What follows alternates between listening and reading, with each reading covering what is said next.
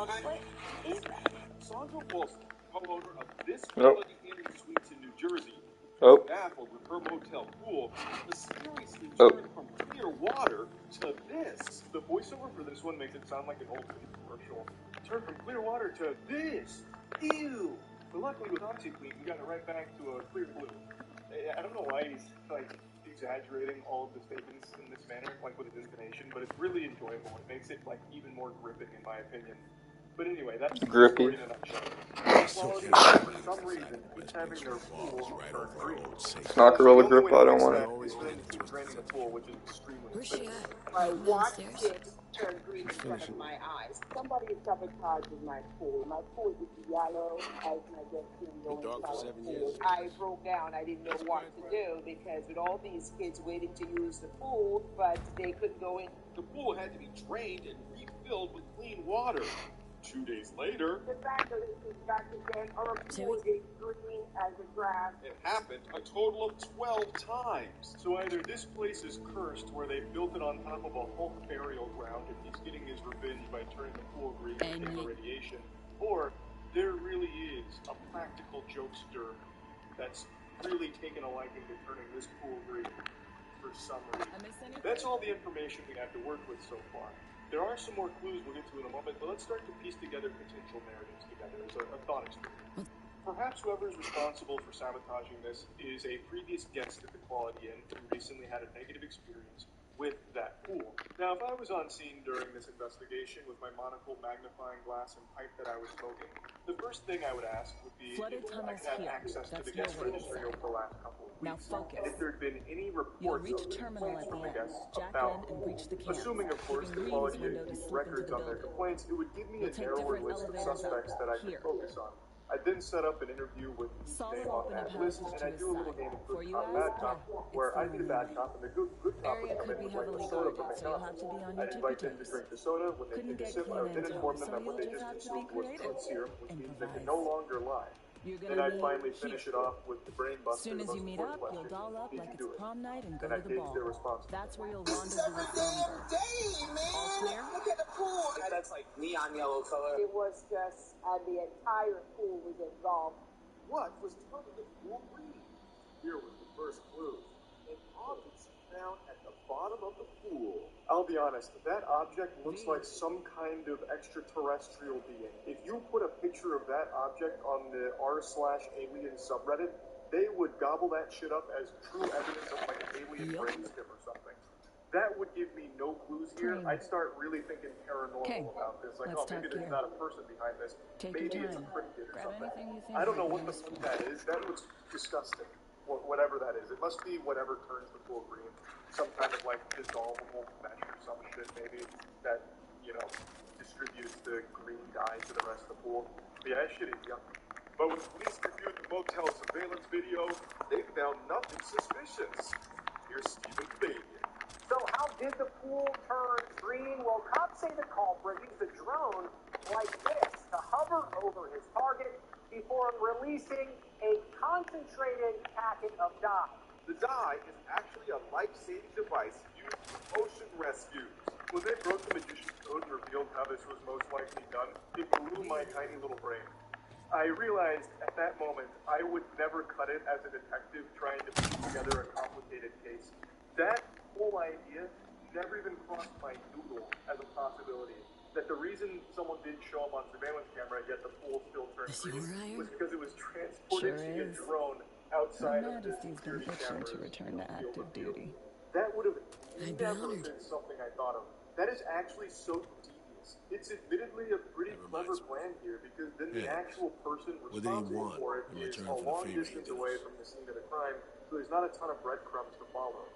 This is one of those galaxy brain maneuvers that you see fictional villains do in media. But somehow, the cops did catch him. So I'm not only impressed by the method they used here in order to distribute the green dye to the pool, but also the fact that they got caught. So, who do police say was behind the attacks? They arrested 45-year-old Patrick Spina, who owns a heating and air conditioning business close to the motel. The motive? Cops say he's a prankster. He didn't have much to say when we caught up with him. There he is, that scoundrel. So, They've got him, apparently. I will say that they didn't do a great job of explaining how they really connected him to this. So apparently he owns a business nearby, but when I first heard that, I thought it'd be like, oh, it must be a competing business, and this is his way of sabotaging and trying to like take them out of business or financially harm them. But apparently they believe the motive is genuinely just being a little jokester. I also needed to dig a bit deeper in here to figure out how exactly they connected this drone to this individual. So apparently they had spotted it over the Quality Inn on September 1st and then just followed it back to where he was and then arrested him. So they did catch him red-handed with his hand in the cookie jar here. But the motive of just being a prankster is incomprehensible to me because this is not a prank. This is a dozen times. This is just genuine vandalism and trying to ruin that business. Because it's super expensive to keep fixing that. Not only did they have to keep draining the pool and refilling it, but now they're going to have to refinish it too, since the green dye is harmful to the pool as well. And so the frequency and all of that makes it seem like it's not really a joke, because I mean, what's the ha-ha moment? It's just this fucking goofball. Like, there's no way he's treating this like a joke. There had to be a deeper motive to it that I don't think is pranks. Though I guess I could be totally wrong here, since pranks in the modern age are just legitimate degeneracy and actual just harming people half the time. So maybe it is possible that this is his idea of what a prank is, but it really took a big toll on the motel owner because it was super expensive. I just hope that this bonehead paid for what he did, and he never ever do anything this dumb and so stupid to impact other people's livelihoods. The suspect is charged with criminal mischief and faces fines as much as $30,000. The hotel owner says that prank cost her at least $20,000. Yeah, so the mystery has been solved. He is facing a charge for this, and hopefully will be responsible for paying for all the damages caused to the hotel. A happy ending here, but what a wild little adventure to go on, because, again, I don't know how you'd ever really piece this one together if you never saw the drone in the surveillance camera or anything. They must have just got lucky that they saw the drone over the Quality Inn at one point, and then just followed it back to home base. Yeah, so now we can comfortably close the books on the mysterious case of the pool turning green. Just wanted to share that with all of you. That's about it. See ya.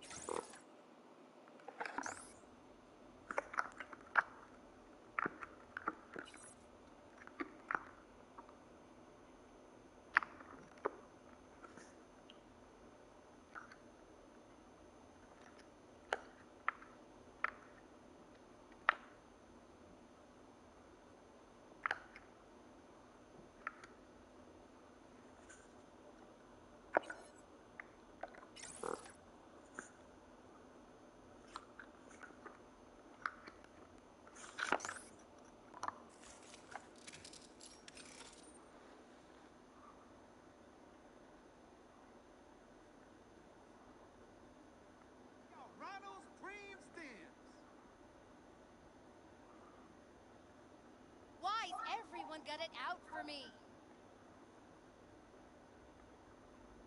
Man, fuck the pool. Ah. Shop local.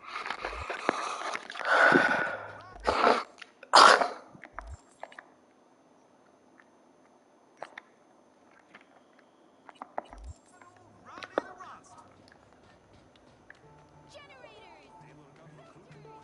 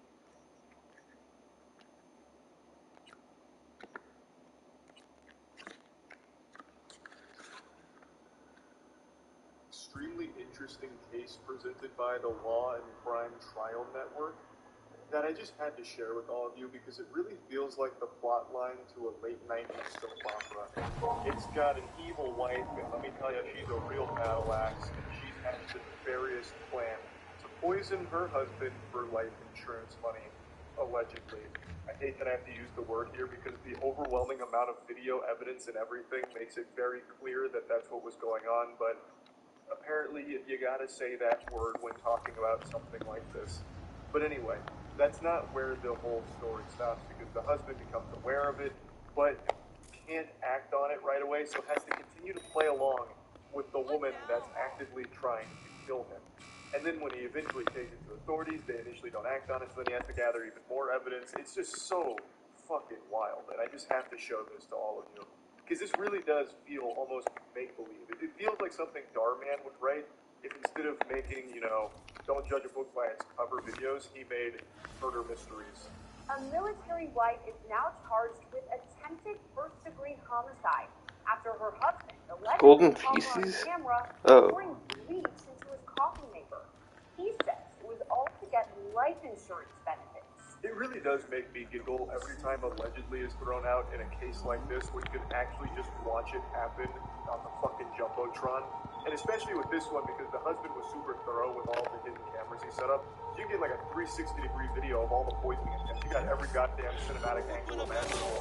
And yet still, allegedly poisoning attempts. Again, I fully understand why they have to keep saying that word here because she hasn't been found guilty or yet of all of the charges. But I mean, it's pretty clear. The answer to this game of clue is Luciano in the kitchen with the bleach and coffee maker. Like, we can tell. Police quote, suspected someone was delivering the coffee, and in May 2023, while still in Germany, he set up a camera in his house.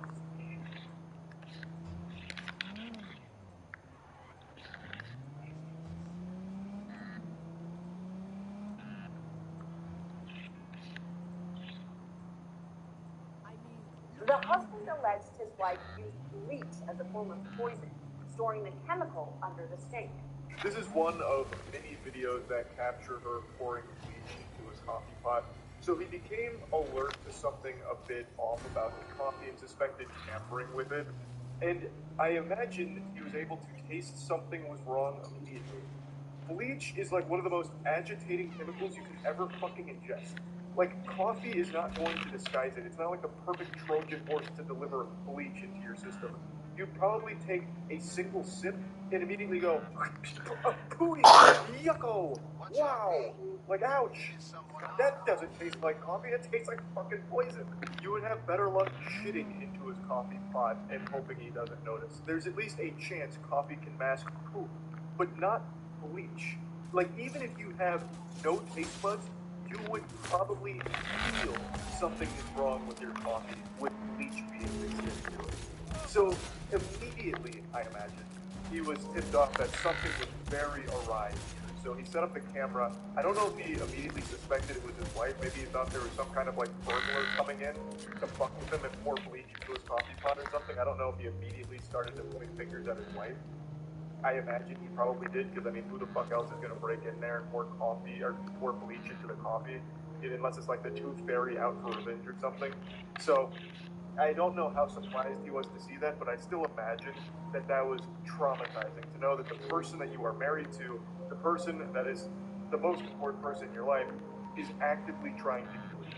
Court documents state that at the time, during May 2023, the husband, quote, stopped drinking the coffee but continued to pretend to drink it as he did not want to make a report of this while in Germany. He said he knew his wife would continue poisoning him and wanted to submit a report while in the U.S. This is such an interesting conundrum. So he didn't want to make the report while in Germany and continues to fake drink the coffee, playing a game of pretend here, and then also, I assume, pretending that everything's okay in the marriage between them, even though he knows in the back of his head, his fucking wife is trying to kill him. And his wife doesn't know that he knows, so she continues to make attempts to poison him. When I try and picture this situation in my head, I immediately just start thinking about the movie Mr. and Mrs. Smith, but without like the guns. So instead of like dumping lead at each other, shooting at each other, it's his wife really insisting on trying the coffee, a new recipe perhaps. So he's just like, oh, this is good, very good, but he knows. 1 month later, in late June, the family returned to the United States and was stationed at an Air Force base in Tucson, Arizona. At that point, additional cameras were set up. Video captures Feliciano Johnson pour something into the coffee pot and look over her shoulder to see if anyone is watching. By early July, her husband reported his findings to the Tucson Police Department. So this ruse continued for over a month, with the husband pretending to be drinking the coffee, giving his best Oscar-winning acting performance. Honey, this coffee is so good. Wow, delectable. Rubbing his tummy, all of that. I also can't help but wonder if he tried to like mess with her a little bit. Not trying to poison her, obviously. Make her believe that the poison was working. Like, did he start faking a sickness or something? Did he start, making it seem as though he was falling ill in order to see how she'd respond? Like, he just, puts a thermometer in his mouth and he's like looking real pale and he's like, oh, babe, I don't know what's going on. I'm not feeling too good. Making a bunch of like coughing noises to see how she reacts to it, to try and catch her with like joy in her eyes that her plan is working. Or if he just simply kept drinking this, or pretending to drink the coffee, and his wife must have thought that he was fucking immortal, just legitimately immune to poison. Which is a pretty scary thought, and pretty concerning considering he's lived with her and went through this for over a month now, with someone actively trying to murder him. And if she really thought that bleach had no effect on him, like he's just built different, bleach doesn't work, I just would be worried that she tried other things that maybe he didn't pick up on, or wouldn't have picked up on if it continued, you know what I mean? But anyway, he gathered all of this evidence and then he brought it to the authorities. Showed the officers at the front desk the video, but since he could not clearly see what she was pouring into the coffee maker, the report was taken with no follow-up. At that point, he purchased additional cameras disguised as fire alarms. He set them up in the laundry room and in the kitchen area where the coffee maker was located. So it wasn't actionable evidence because they couldn't clearly see what she was pouring into the coffee maker. So the guy says, all right, fuck it, check this out then. You need more? I got you with more. So he sets up a ton of cameras, gets every possible angle here. He's got so many cameras set up, he could probably render his whole house in VR with this kind of setup. So he's got everything covered. Now you can clearly see that she's pouring bleach into the coffee maker in certain videos, and even goes a step further by conducting his own at-home experiments to confirm his theory.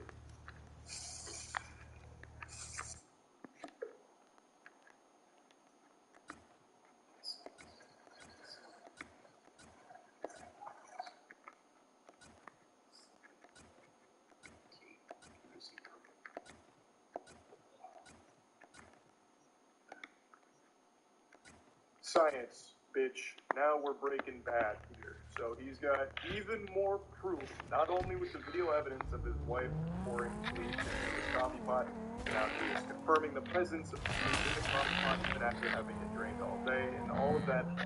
Now he has an overwhelming amount of proof against his wife. Feliciano Johnson was caught on camera multiple times, appearing to pour bleach in the laundry room, walking it into the next room, and then pouring it into the coffee maker.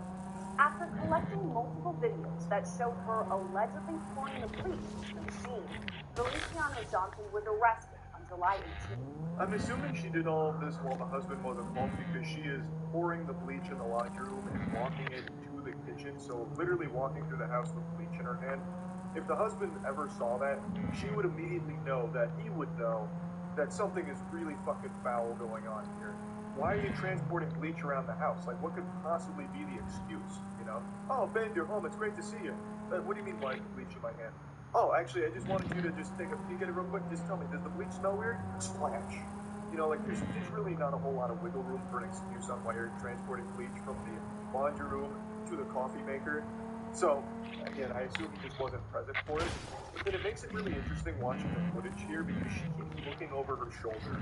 So it's an interesting look into the human psyche and kind of just basic human instinct, where when you're doing something fucked up, when you're doing something diabolical, for some reason, you just can't help but double check your surroundings to make sure no one's peeking, even when you're completely wrong. Anyway, just something I felt like pointing out. Overall, I'm happy to see the husband didn't get poisoned, and I'm happy to see she got arrested and is now facing these charges here.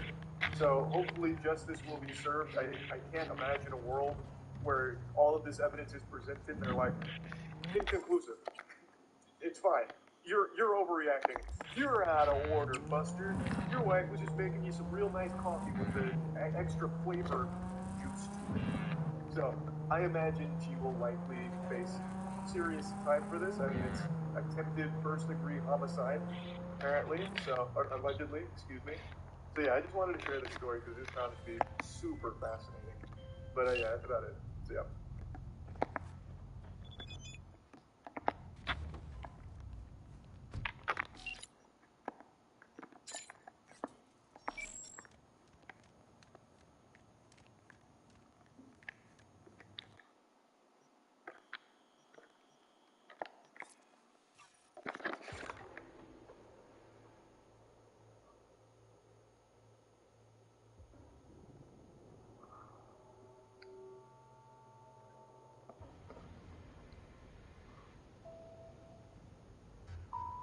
I really don't think World War II needs much of an introduction.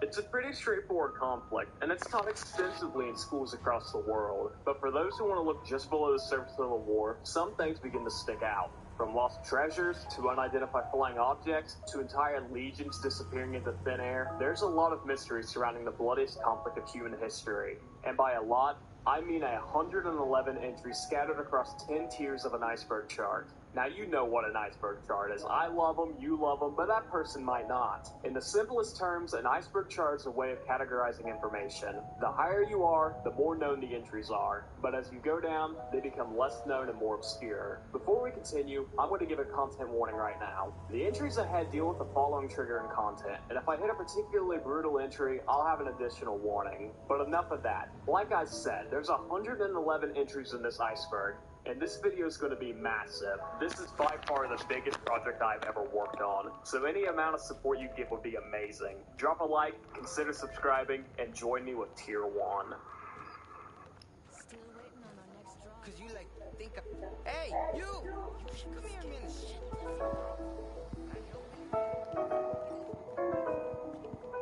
In the final years of World War II, Germany realized they were fighting a losing battle, and they began to get desperate. This gave rise to the development of wonder weapons, which was headed by Hans Kammler. These wonder weapons included big guns, big planes, and, this thing, maybe. This is Die Glocke, or the Bell. It's a reported wonder weapon that is shrouded in mystery. The Bell was first identified by Igor Wachowski, and he described the machine as a 12-foot tall, 9-foot wide, glowing, rotating contraption with 2 counter-rotating cylinders filled with a purple liquid. Igor had no idea what this machine's purpose was. He speculated it may have been an anti-gravity machine or maybe some sort of time-traveling device. Anyone who knew Die Glocke was murdered by the SS, but the machine was supposedly traded by Kammler to the United States in exchange for his freedom. But is there any evidence of this thing, or is this Polish dude just spreading misinformation for fun? Well, he was allegedly supplied with a top-secret Polish military document that detailed all of this. So one... Let me out. Rip. It is true that at the end of the war, America sent teams into Germany to secure scientists and military technology before other powers, mostly the Soviet Union, could capture them themselves. And maybe they brought a 12-foot tall mystery Bell machine home with them.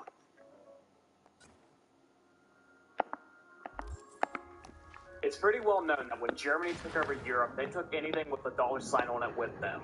The Lost Gold Train refers to the conspiracy theory that in the final months of the war, the Germans loaded a train in southern Poland with 330 tons of gold, jewels, paintings, and weapons. It left Breslau, arrived at a station in Friedberg, but did not reach the final stop in Waldenberg. People believe the train entered a coal mine and was sealed away to be retrieved later. Despite multiple searches, no trace of the train, its track, or most importantly, its treasure has been found. This one's pretty simple. It refers to soldiers and personnel who went missing during the war. From the United States alone, 78,750 of the 405,399 soldiers who died are considered missing in action. That's roughly 1 in 5. Found breaching their defenses. I should be inside momentarily. Out. Towards the end of the war, high-ranking members of the German army weighed their options. Some committed suicide, some waited to be captured, and some, including Heinrich Müller, fled. Müller was the head of the Gestapo, the German secret police. He was last spotted on May 1st, 1945, the same day Hitler committed suicide. He was quoted as saying, "We know the Russian methods exactly. I haven't the faintest intention of being taken prisoner by the Russians." That's the last time Müller was spotted. All traces of him run cold after this. Was he killed? Or does the next entry explain its disappearance? I figured out the patrol routes. Got him down. Set myself Most people know that after the war ended, thousands of Germans fled to South America, and more specifically, Argentina. Argentina was particularly open to their arrival because of Juan Perón, the president at the time. He was looking to fill his ranks with fascists to assist him in a takeover of South America. As many as 9,000 Germans fled to South America, and over half of them went to Argentina. Anne Frank was a German-born Jewish girl who is famous for documenting her time hiding from the German army in her diary. But you knew that already. But did you know there were two versions of her diary? She began writing her first one in 1942, but in 1944, she began to rewrite it with plans to publish it once the war ended. One major change was the reduced appearance of Peter von Pels, a boy she had a crush on. By the time she was rewriting it, she must have got over him, as he's barely in the new version. Someone who has an increased appearance was her mother. Anne and her mom had a strained relationship, which she detailed in her first diary. But in the new one, she was kinder to her. Leaving out the line, she's precisely the kind of example I do not want to follow.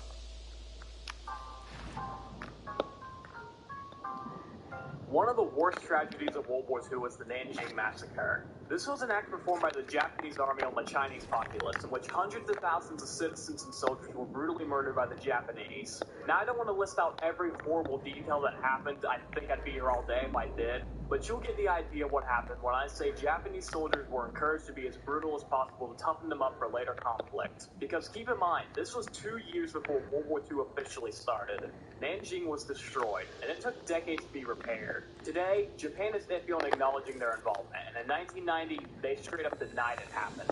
But in recent times, oh, never mind, they're still pretty shady.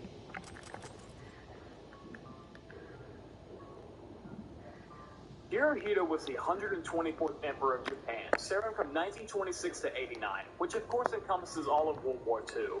So you'd expect the leader of a nation responsible for all these war crimes would in fact be charged as a war criminal. Well, if you thought that, you'd be wrong. Hirohito was never charged with war crimes. This is because General Douglas MacArthur thought that a cooperative emperor would help establish a peaceful Allied occupation and would help with the United States post-war objectives.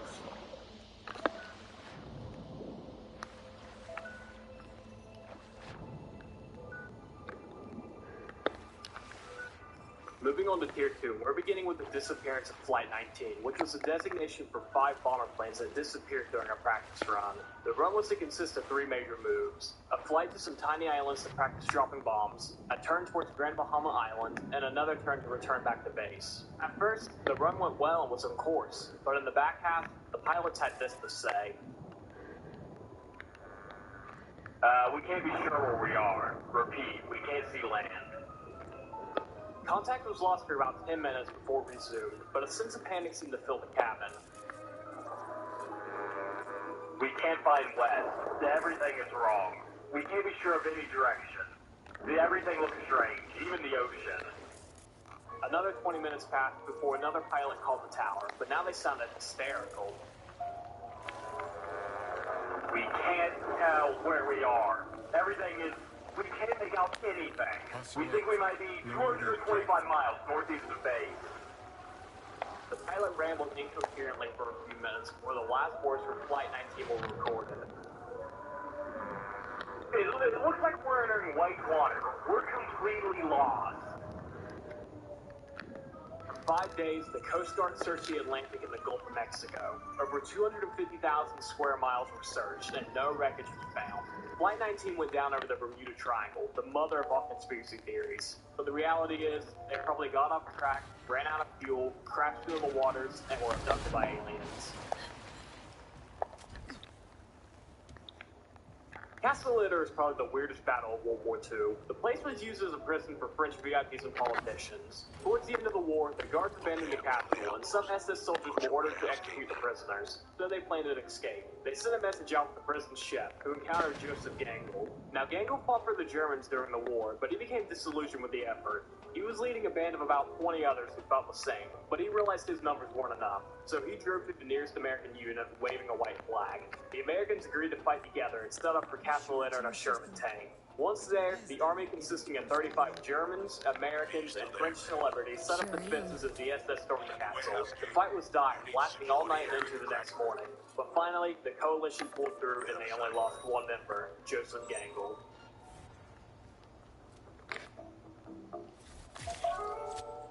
John Mullen was the leader of the French resistance during World War II, and someone betrayed him. Apparently. Now, before Mullen came into the picture, France had like 10 different resistance groups, and Mullen stepped up to unite them into one front. Not long after this, he was captured by the Gestapo and was violently tortured for days. He never gave up any information on the resistance. But how did this happen? Who gave up John Mullen? Theories range from Renee Hardy, a member who was captured earlier, to just communists, but the betrayal of John Mullen remains a mystery to this day. Now, I know we discussed Germans fleeing to Argentina, but this theory states they kept going south until they hit Antarctica. In the late 1930s, the Germans showed an interest in Antarctica, and they actually sent an expedition to survey and claim part of the icy continent. Now, there's no evidence of any further German development here, but do you need evidence when a theory sounds cool? This next part is true. A German U-boat docked, at Buenos Aires, 2 months after Germany surrendered. Now, this is where the speculation and rumors kick in. Allegedly, the boat had Mustache Man, Eva Braun, and other high-ranking Germans aboard, and it left them in Antarctica before arriving in Argentina. But in another version of the story, Mustache Man's ashes were taken to Argentina and stacked with Nazi treasure in some ice cave somewhere. Well, the continent's melting, so we should have our answers soon. Ah, there you are. The continued endurance of the German soldiers had a secret ingredient, pervitin, or as it's more commonly referred to today, methamphetamine. The soldiers on the German front used pervitin to combat sleep deprivation, to increase their alertness, and boost endurance during prolonged fights. Between April and July of 1940, German servicemen consumed more than 35 million tablets of pervitin.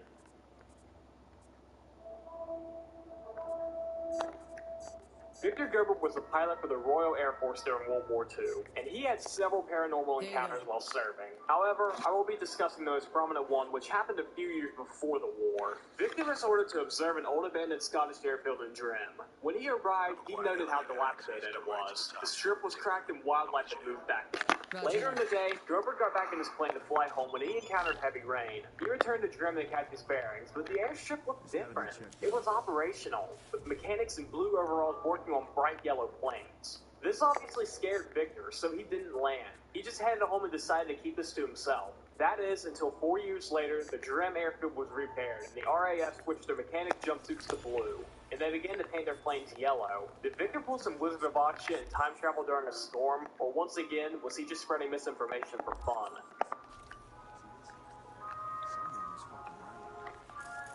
I'm not 100% sure what this entry is referring to, so I'll cover what I assume it to be, and that's Henrik Ross. Prior to World War II, Ross had a job as a sports photographer for a local newspaper in Warsaw, Poland. When the Germans invaded, he was given the position as staff photographer. He began to journal everyday life with his camera, but he daringly also documented the atrocities taking place. These pictures included children digging for scraps of food and large amounts of Jewish people being loaded into boxcars and sent away. As Warsaw began to be liberated, Henrik buried his photos in a box, hoping to keep them safe. 1 year later, after the Red Army liberated Poland, he recovered his stash. Unfortunately, a lot of the images have water damage, and only half of the 6,000 photos he took survived. The 12th Armored Division, also known as the Hellcats for the Mystery Division, was given the task of pushing through France after D-Day to retake occupied towns. On January 17, 1945, the 43rd Tank Battalion, which was made up of the Hellcats, along with the 17th Armored Division, attacked the French town of Pelosheim. The attack lasted for several days, with each side taking and losing land in the process. Shortly after the attack began, garbled and desperate messages came from Colonel Scott Hall, the leader of the Hellcats. The final message that came from the 43rd Tank Battalion was, "I I guess this is it. Nothing else was heard from them. The next day, the battalion's destroyed tanks were discovered, but there was no trace of any of the personnel. It wasn't found until months later that they had been taken prisoner. Well, that was kind of anticlimactic.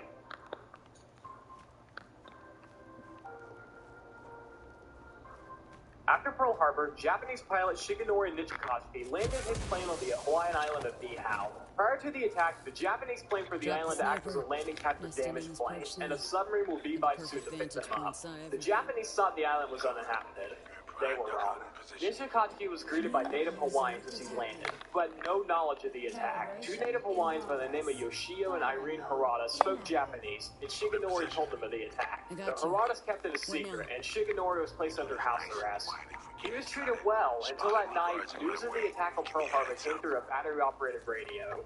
The pilot was taken hostage, and his weapons, along with military documents, were seized by Hawea Kalehano, the first man to greet Shigenori as he crashed. However, he convinced the Haradas to help him escape. Since there was no sign of the submarine, Shigenori decided on Plan B, die with honor. He began to terrorize the town, setting buildings on fire and taking hostages. He wanted his papers back from Hawea, but he was eventually overpowered by his hostages. Shigenori was killed, and knowing what would happen to them for assisting the enemy, Yoshio Harada committed suicide. Irene Harada was imprisoned for 3 years.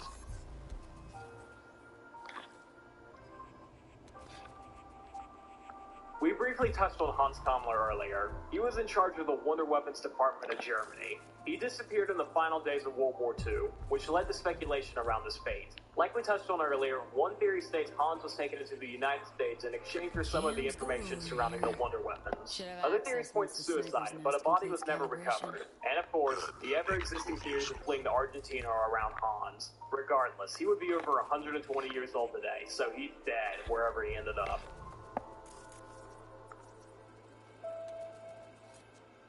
See a bunch of containers. Could use them to get to your side. Yeah, see him too. Let me build that bridge. We briefly touched on Anne Frank earlier. This mystery refers to who gave her up. You see, Anne Frank stayed hidden for 2 years before suddenly being discovered by the German army. So what happened? Why was Anne Frank suddenly discovered? Well, reports of an anonymous phone call was made that tipped off German police to her hiding place. But who made this call? One theory states it was Anna Sheikh, a Jewish woman who was captured and given the choice between deportation or assisting with catching other Jewish people. But evidence of the phone call is next to non-existent. In 1944, when Frank was captured, phone lines were down across the country, and regular citizens would not have access to a private phone line.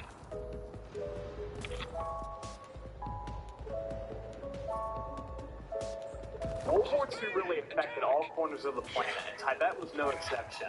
However, Germans in Tibet referred to the scientific expedition that took place between 1938 to 1939. The purpose of this trip was to seek the origin of the Aryan race. The word Aryan comes from the Sanskrit word Arya, meaning noble. In the Vedas, the oldest Hindu scripture, Arya refers to a race of light-skinned people who conquered the Indian subcontinent. Now, Mustache Man came up with the theory that the original Aryans mixed with the locals of India, causing them to lose their traits to make them racially superior. How did this nut job almost conquer the world? Regardless, 5 members of the SS were sent to Tibet to A, begin diplomatic ties that might assist in a later attack on British-controlled India, and B, find the original Aryans. One of the 5 SS members was Bruner Beger, a young anthropologist who took measurements of the local skulls to compare to the development of their own. However, the beginning of World War II cut their trip short.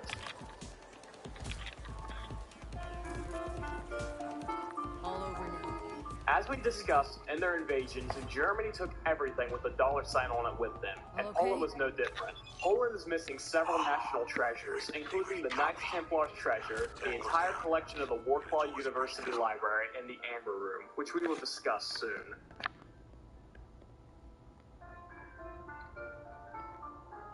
The Spear of Destiny was the weapon used to pierce Jesus Christ while on the cross. Because of this, it was said to be imbued with magical properties and was a guaranteed victory in battle for the wielder. It was passed from leader to leader in history, from Constantine to Charlemagne to the Legion of Doom, and finally to the Mustache Man.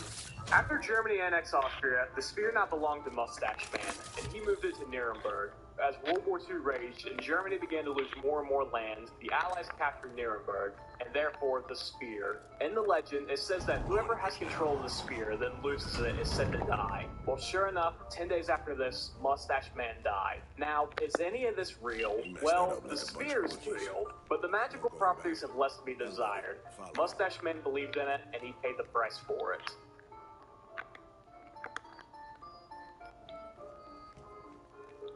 This is the Amber Room, or more specifically, this is a painting of the Amber Room. This was a gift to Peter the Great in 1716 and was meant to celebrate peace between Russia and Prussia. The room was made of several tons of the precious gemstone and was shipped in 18 massive crates to St. Petersburg, where it was installed in the Winter House. The room was later moved and redesigned to fit the Catherine Palace. The room was made of 6 tons of amber, which is backed with gold leaf, giving us a massive, shiny room worth $142 million. World War II rolls around and Germany begins Operation Barbarossa, which saw tons of art removed from Russia, including the Amber Room.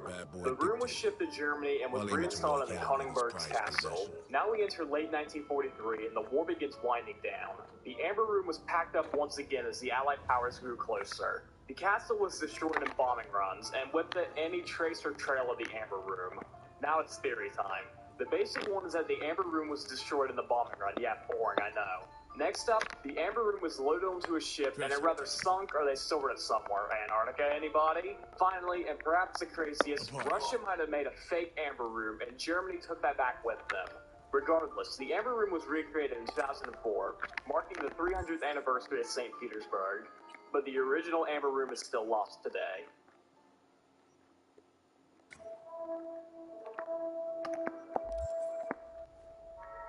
Foo Fighter is a blanket term that describes unidentified flying objects spotted by both America and Britain in World War II. One story comes to us in 1944, when British pilot Edward Shoulder described 10 bright orange lights following at high speeds. No radar picked up these anomalies, so Edward decided to chase them, at which point they backed off and disappeared. More reports came from other pilots, ranging from red to green to yellow lights. The phenomena were nicknamed Foo Fighters. Foo was a common word at the time, and it came from the popular children's book The Smoky Stover. And yes, the band got their name from this unidentified phenomena.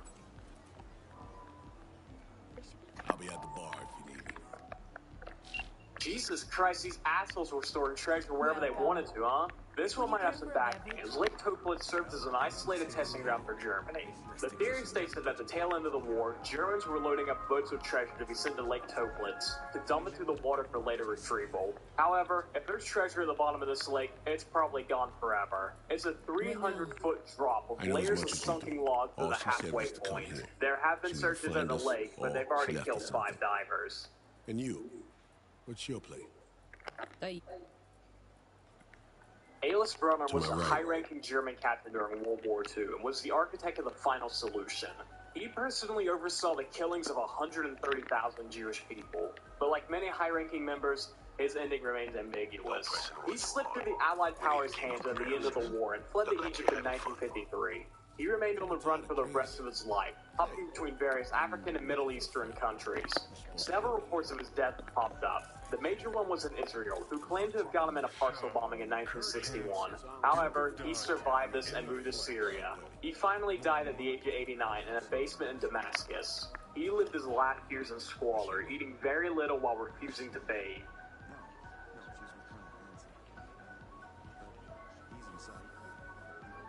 The Columbus Globe for state and industry leaders, or Mustache Man's Globe, refers to 2 massive globes made in Berlin in the 1930s. One was made for the National Socialist Party, and one was made for Mustache Man himself. The globe was the size of a Volkswagen Beetle, and had several modifications in comparison to a standard globe. For example, Ethiopia was renamed Italian East Africa. When Berlin was captured by the Soviets, they added their own modifications. They put several bullet holes through Germany, and that's the last verified mention of Mustache Man's own personal globe. Today, there's a total of 3 of these in Berlin, but no one knows which one was owned by the former dictator.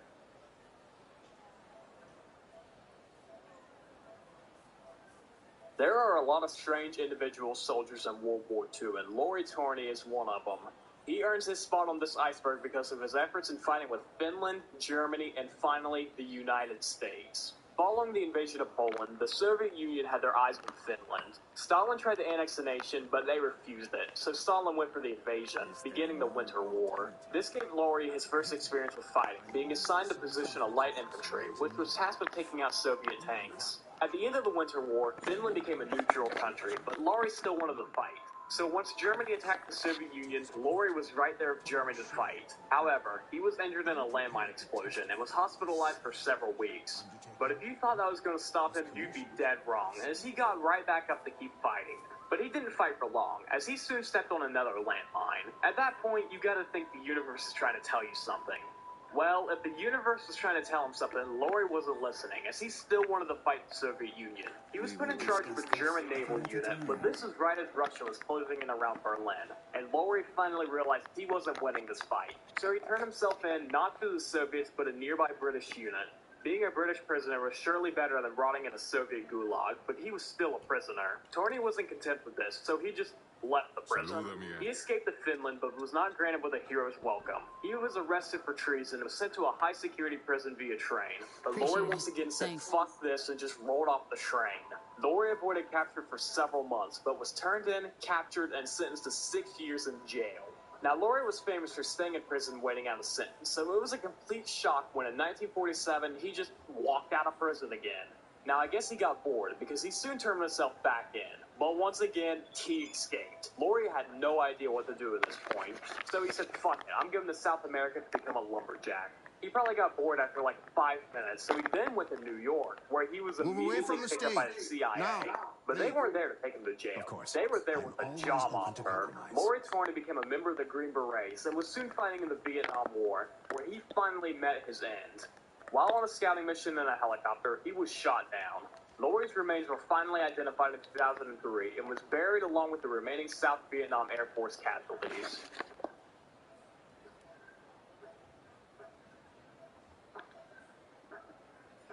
The Chickajima incident is the story of how we almost had a president be cannibalized. On September 2nd, 1944, a group of American bombers took to the sky. The mission was to take over a place called Chickajima, a tiny island 500 miles away from Japan. Chickajima was a heavily guarded island with 25,000 personnel along with anti-air cannons. So the pilots didn't really stand a chance. They were soon shot down, and all 9 pilots went into the ocean. One was saved by a local American boat, but the other 8 weren't so lucky. They were tortured, beaten, killed, and cannibalized. Now, none of this was revealed to the public until 2003, as the American government didn't want to admit that some of their soldiers they sent to war were eaten. As for that 9th pilot, it was the 41st President of the United States, George H.W. Bush.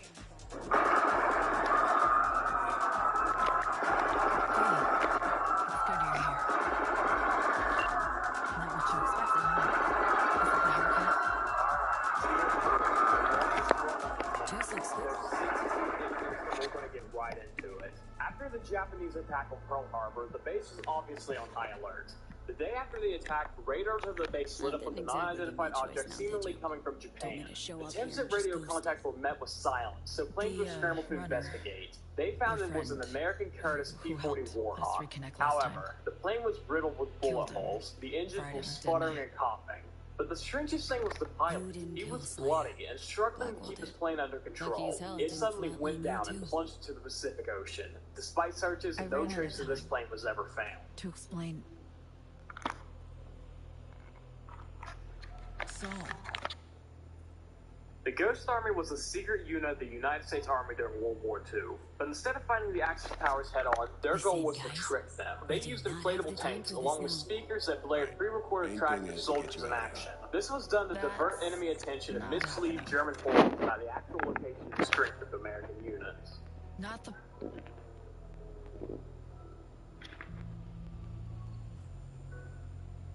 Rudolf Hess was one of Mustache's man's best friends. He was the 3rd person in the hierarchy of the National Socialists and actually helped write Mein Kampf.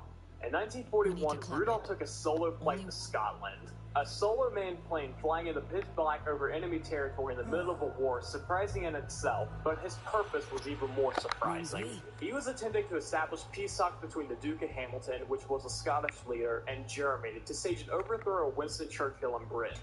Now, Mustache Man had no idea he was doing this, so he declared him insane. and Hess's plan only went further off the rails from there. He was arrested, and he tried to commit suicide by throwing himself off a flight of stairs. He failed and spent the rest of his war in British hands. But the conspiracy surrounds his purpose. Was this completely of his own validation, or was he sent there by someone else? And I need a drink. Headed downstairs. I'll explain everything. Just need you to listen. Very, very, very few conflicts of World War II took place on the United States mainland, and the Battle of LA is the strangest one to take place. I'm kind of surprised it's down the slide. I think it's pretty known. But regardless, the event took place on February 25th, 1942. This was only 3 months after Pearl Harbor, so paranoia was at an all-time high. At 2 in the morning, a military radar picked up contact with something in the sky.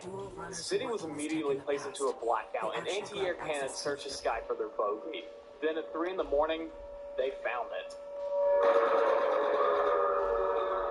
The sky erupted into fire as an unidentified flying object was discovered. The entire city watched the firefight, but something was wrong.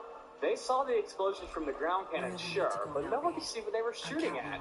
I could barely see the planes, but they were up there all right. I could see about 6 planes, and shells were bursting all around them. A coastal artilleryman by the name of Charles Patrick later wrote in a letter. But officially, no Japanese planes were discovered. So what were these people shooting at? Was this just paranoia taking over, or was there something in that LA sky that night that American weapons couldn't take down?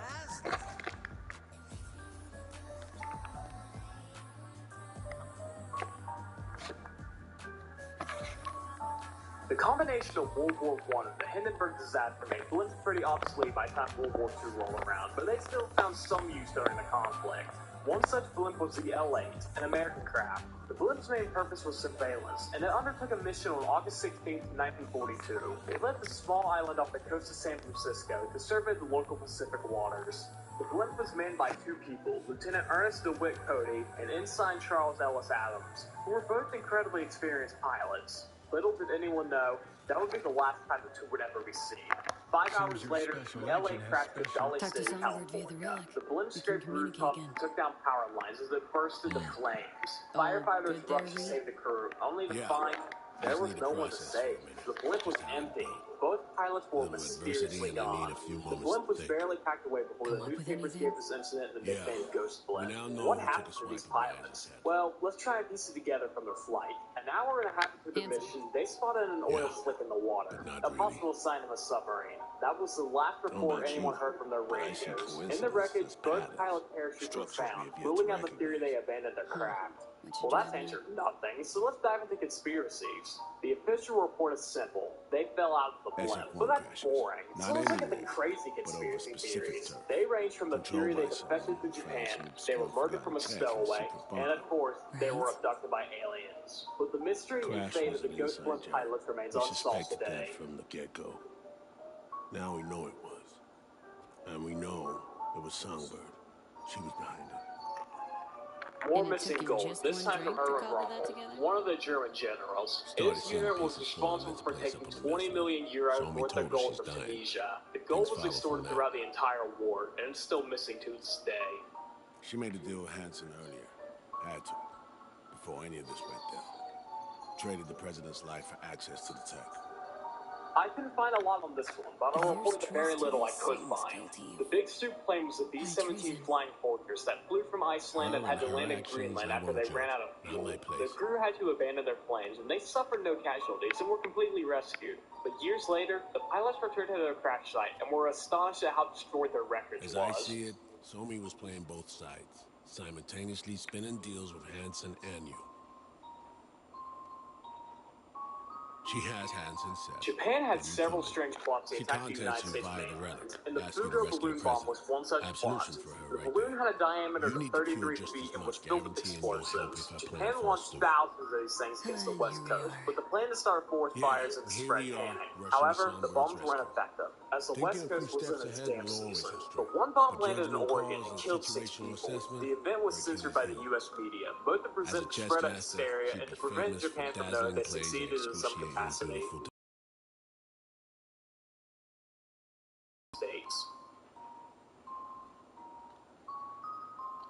secure, and I Glenn fully Miller is intend to get considered it. the father of military Everything bands, that as he matters, was a really. musician who later served as a fighter careful. pilot. Glenn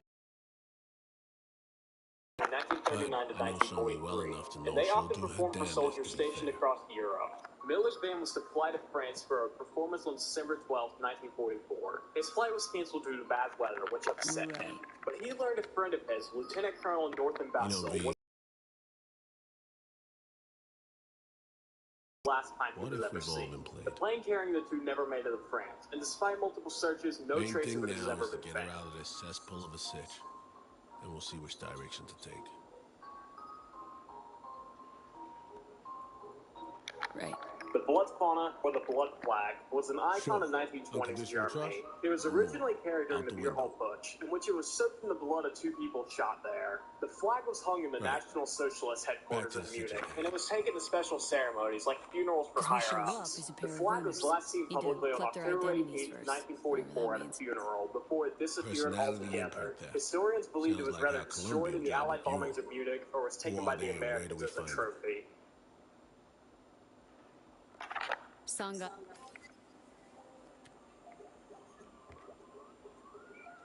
No Picnic on Mount Okay, Kenya we is need a to pull book that data. accounts the Get real-life samples of the story of sorted Italian behavior. prisoners who climbed We'll Mount make Kenya in contact with them, 1943 to talk, escape a scan British as we prison. talk. Felice Got it. Benozzi quickly grew tired of the tedious life of a So, prisoner and time to put make forward our his move? idea of escaping the prisoner by climbing Mount Kenya. He asked one of his Over prisoner there. friends, who happened to be an expert mountain climber, what he thought of the idea, and he called him a nut job, stating he would need 6 months of preparation to climb the mountain.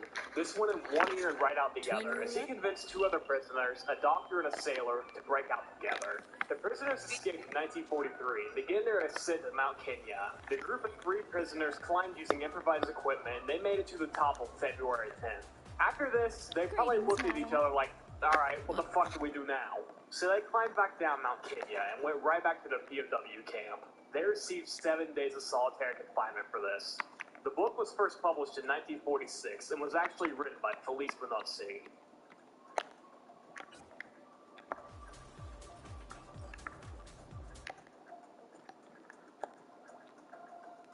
After Poland was invaded in 1939, Władysław Sikorski quickly became the prime minister for the little government organization the Polish had left. He quickly established relations with other Allied leaders, but he wouldn't last too much longer after this. Władysław was taking several missions across the world to visit Polish soldiers to help raise morale. On July 4th, 1943, Władysław began to take off from the Gibraltar airport, where his plane began to break down. It crashed mere seconds after takeoff, plunging him into the Strait of Gibraltar. The crash killed him, his daughter, and 9 others. The crash was blamed on cargo shifting towards the back of the plane upon takeoff, but many weren't happy with this explanation. Questions around foul play began to rise, and fingers were pointed at the Soviet Union. You see, before all of this, relations between Poland and the Soviet Union were breaking down, with that poor choice of words. And many think this might have had something to do with his death. In April of 43, just 2 months before he died, the bodies of 20,000 Polish soldiers were discovered by the Germans, who then put the blame on the Soviets. Stalin denied any involvement with this, blaming the Germans instead. Sikorski began to investigate this himself, to which the Soviets accused him of working with the Germans, completely severing ties with him. So did the Soviets sabotage his plane to prevent him from digging deeper?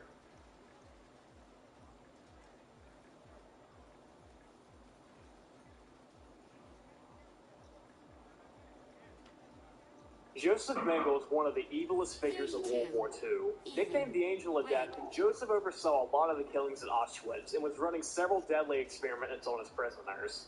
Some of his most heinous experiments were practiced on twins. One twin was usually kept as a control, and the other was subjected to everything from blood transfusions to injections with diseases. They also were amputated and murdered. The twin that died was dissected and studied, while the surviving twins were also killed and subjected to the same scrutiny. In Mengele's mind, twins would reveal the secrets to heredity and would help fulfill Germany's idea of a pure future. Joseph Mengele is one of the highest-ranked Germans to never be captured by Allied powers, dying on February 7th, 1979. He died from a stroke while swimming in Sao Paulo, Brazil, causing him to drown.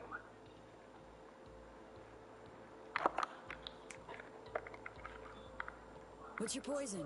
My treat. A bourbon for me. Another country Japan Alas, committed mon atrocities frère does against not was the drink. Philippines. You heard the In lady. 1945, And the real water Americans for were the slowly gentleman. retaking the islands and pushing And their way what to do you Japan. This, of course, led to retreats from the Japanese army, and this didn't make them happy. So they took their anger out on the citizens as they Same as left. the lady. I want to discuss some of the Bourbon time. Japanese dark actions, so if you don't want to hear them, there will be a timestamp you can skip to. 31. Violent mutilations and rapes took place in schools, hospitals, and churches. Filipino women and children were taken as human shields, and if they survived, they were still killed by the Japanese.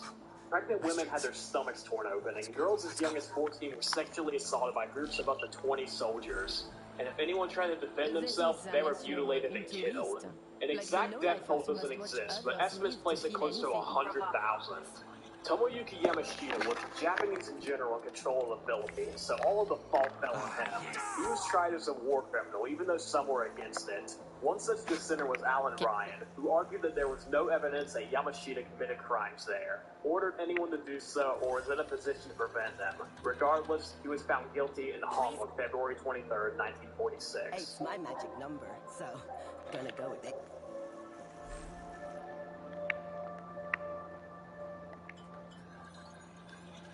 While we were discussing Pervitin, we never discussed how it was taken. Enter Panzerchokolade, or tanker's chocolate. These were chocolate bars mixed with Pervitin, which were then given out to tankers to boost their endurance and keep them going. Now this is a myth, the legend and a ruse. There's no concrete evidence that Germans eating meth chocolate. The only mention of it comes from the book Shooting Up, A History of Drugs and Warfare, by Lucas Kamiensky. So it's possible he heard a rumor of the tanker's chocolate and included it in his book without verifying his source. Tread carefully.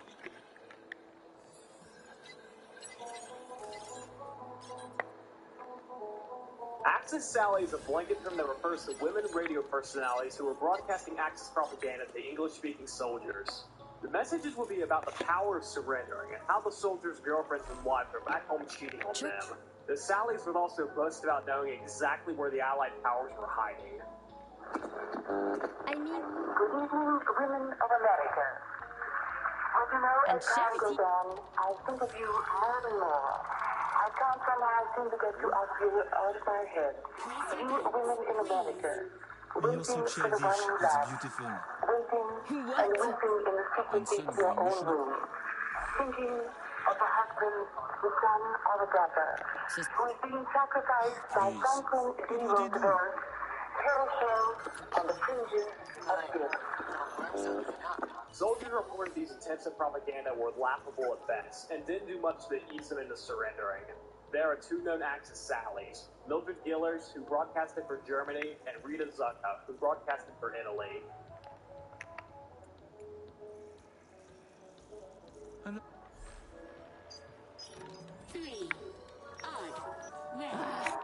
Listen, folks, I don't know about you, but talking about all these whack job conspiracy theories surrounding World War II for this long almost drives the man crazy. So I'm taking a break.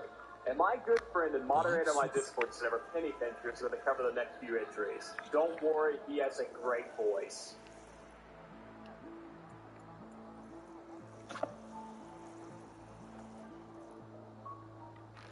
We're going back to the Nanjing Massacre for this one. In December of 1937, a battalion of 3,000 Chinese soldiers were assigned to a 2-mile stretch of land around the captured city. Their main goal was to defend the Jiangxi River, which led out of Nanjing. On the evening of December 9th, Commander Li Fuxian went to bed after checking in with the soldiers. They were dug in and on high alert.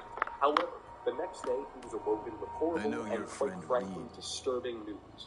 The battalion was gone. Not dead. Gone. There was no sign of a fight or any form of struggle either. A few soldiers remained and were questioned, to which they said they had not seen any movement from the bridge, and there were no sounds of combat. Two possible theories emerged. One, they abandoned their post and kept heading west, or they headed east across the bridge into Nanjing to surrender. This is unlikely, as the remaining soldiers didn't see movement, and the Japanese likely would have just killed them. Now, of course, there are the crazy theories, like the idea that they may have slipped into a parallel reality or aliens abducted them, but regardless of what happened, 3,000 Chinese soldiers disappeared, and no one knows how. Time to evac, V. Best not tempt the fates.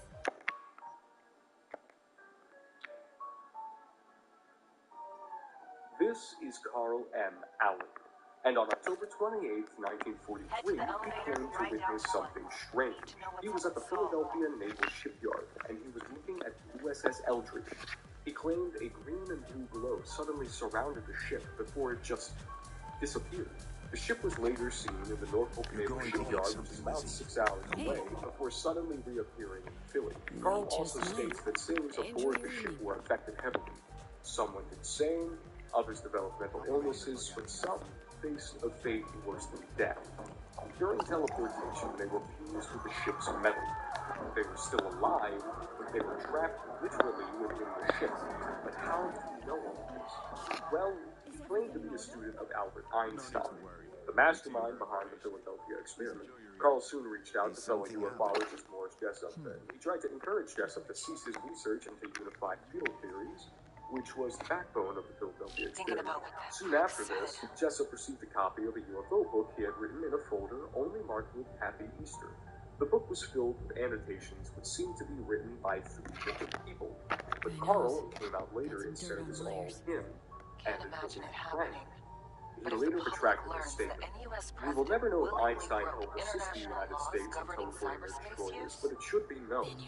Carl was the only person to come forward and talk about this, and the distance between Norfolk and Philly was only 2 hours thanks to inland canals. Fuck me.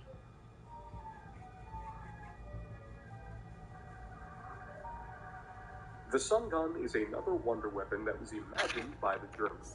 First designed in 1929, the idea was to put a massive mirror on a satellite, send that shit into space, and design it in a way that vast amounts of sunlight could be directed towards the Earth.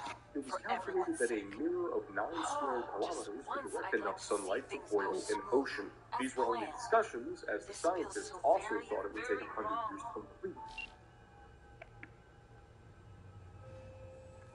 You and your tune best be headed the fuck out now. Straight up. Going. Operation Jericho was a plan to attack an aliens prison in German-occupied France to release the hundreds of prisoners there. Many prisoners were already murdered by the German guards, and the rest pretty much accepted their fates. However, on February 18, 1944, Allied bombings hit the castle. Of the 770 prisoners there, 102 were killed immediately, 74 were wounded, and 250 of them. However, 2/3 of the escapees were later recaptured, meaning roughly 170 of the 717 prisoners were free. So, all in all, this was a failure and an unnecessary idea. Whoever planned this thing was fired, but there's the issue. Who did plan this thing? The French prisoners who escaped were questioned, and they had no knowledge of the attack. The remaining French resistance members were also questioned. Once again, they had no idea of anything. The answer of the attack and Operation Jericho.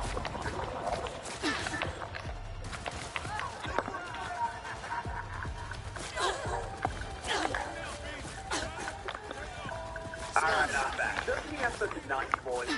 Anyway,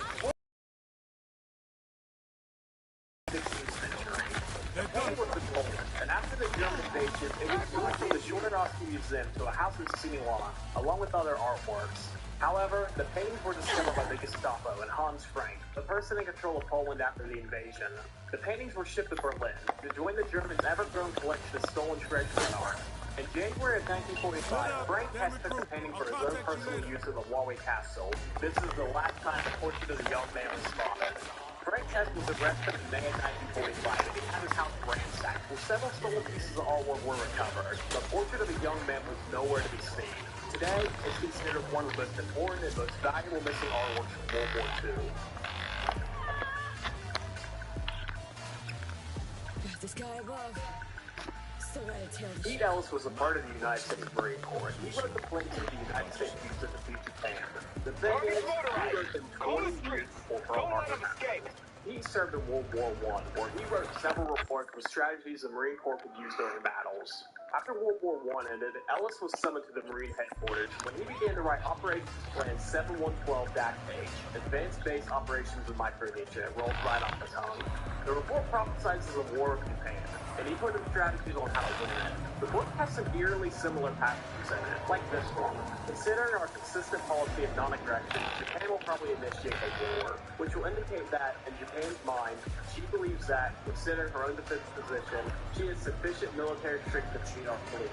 Continuing on, Ellis details how the Marines should go from island to island in the Pacific to establish ground dominance as they grow closer towards the Japanese mainland.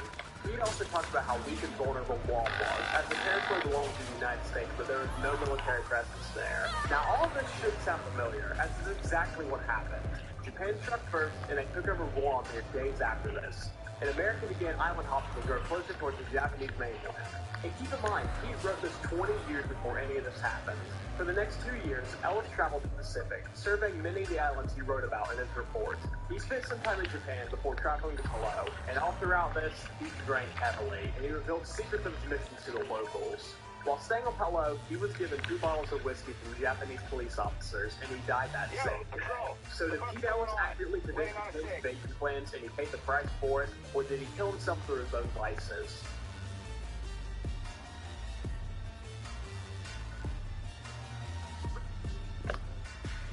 Raoul Wallenberg was a Swedish architect who was responsible for saving thousands of Jewish people in German-occupied Hungary. He did this by giving the populace jobs, while providing protected documents and security details. In February of 1945, Soviet forces liberated Budapest, and Raoul's mission was over, or so he thought. He was detained and arrested by the Red Army. That was the last time he was ever spotted. The Soviets had a history of paranoia, and this may have been the reason for his arrest. Raoul Wallenberg was recruited by Ivar Olsen, an American agent who was a part of the Office of Strategic Services, which was the forerunner to the CIA. This convinced the Soviets he was a double agent, prompting his arrest. Now, Sweden didn't really care at first. They were more concerned with keeping Russia as an ally instead of asking them about this one person. It wasn't until 1946, under pressure from the Swedish public and the Foreign Office, that the Swedish minister requested an interview with Joseph Stalin to discuss Wallenberg. Though there was evidence of him being imprisoned in Moscow, Stalin straight up said he was dead, and that was the story for 11 years. Once Stalin died, some of the truth started coming out. Russia admitted that Wallenberg survived the war and was a prisoner at the time of the 1946 meeting. But then they claimed that Wallenberg, who had no prior health problems, had died in the prison of a heart attack 2 years later. In 2016, he was officially declared dead, but his true fate remains a mystery.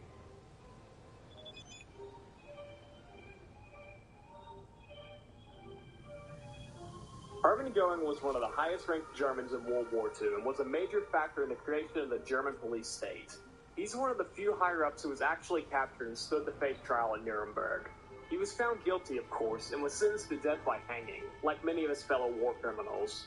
On the morning of October 15, 1946, guards went to get Hermann to prep him for execution, but there was one slight problem. He was already dead. He committed suicide by ingesting cyanide. Göring was tried on September 30th, and he was in prison for a year before any of this happened. So how, or why, did Hermann Göring commit suicide on the day of his trial? The Allied powers knew of other Germans who took cyanide to avoid justice, so why wasn't he searched for it? We may have the answer to this one. Herbert Lee Stivers was a 19-year-old private who served as a prison guard in Nuremberg, and he had access to Hermann Göring. In fact, he became friends with him. He spoke good English, and they both had similar interests. A girl calling herself Mona soon started visiting Herbert, and they became friends. She wanted Göring's autograph, so Herbert got it for her. The next day, Mona invited Stivers to meet some of her friends, who wanted to pass a note to Hermann Göring. But they also convinced Stivers he was sick, and he needed to take medicine. He hesitated at first, but Mona and her friends convinced him the pill was strictly medicinal and proved no threat. Herbert then smuggled both the note and a pill in a fountain pen to Hermann. And it turns out the pill wasn't harmless. It was cyanide, and Hermann took it 2 weeks later, escaping justice.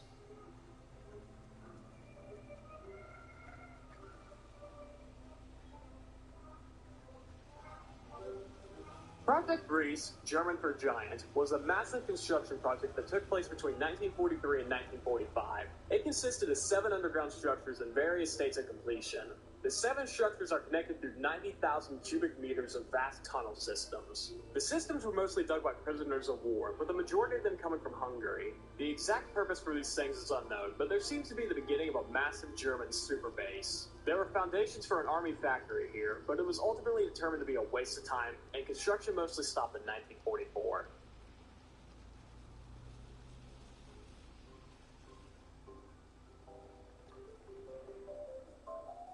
Tokyo Rose was Japan's answer to the Axis Sallies of Europe. It was the name American soldiers gave to all female English-speaking radio broadcasters of Japanese propaganda.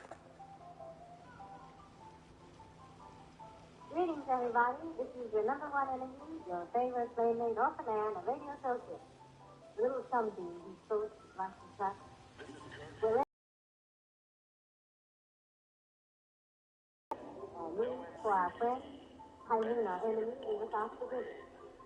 Now, Tokyo Rose wasn't just one person. It was a collection of women who worked for the Japanese Empire. However, after the war, the most famous of the Tokyo Roses was found. In September of 1945, Eva Togori Takutino, a Japanese-American, attempted to return to the States, where it was found that she was one of the Tokyo Roses.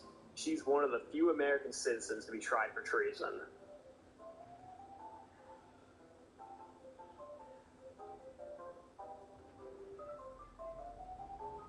I think this one is the biggest breach so far. First off, the Alpine Fortress was a planned secret mega base that was to be constructed in the Swiss Alps. It was a part of a retreat plan, and it was first concocted in 1943, the time when the war was looking dire for Germany. The plan was to retreat towards northern Italy and to build a massive base for a final stand. Following the successful D-Day invasion, stores of provisions and weapon-producing technology were stashed in the Alps. And maybe, as they took this stuff there, they took some treasure as well. In 1945, high-ranking Germans began to spread rumors regarding a hidden Alpine base, and America took the bait.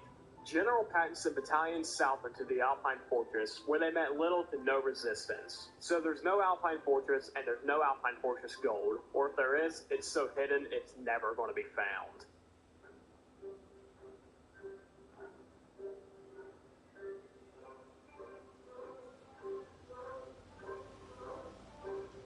Tier 6 begins with another story of a strange individual soldier, Mad Jack Churchill. He's got hell of a story, so let's dive into it. On several instances, the story of the British soldier who won the battle with a longsword and bagpipes goes viral, and that is Mad Jack Churchill. He was quoted as saying, "Any soldier who goes into battle without a sword is improperly equipped," and he proved this by capturing 42 German soldiers while only being armed with his longsword.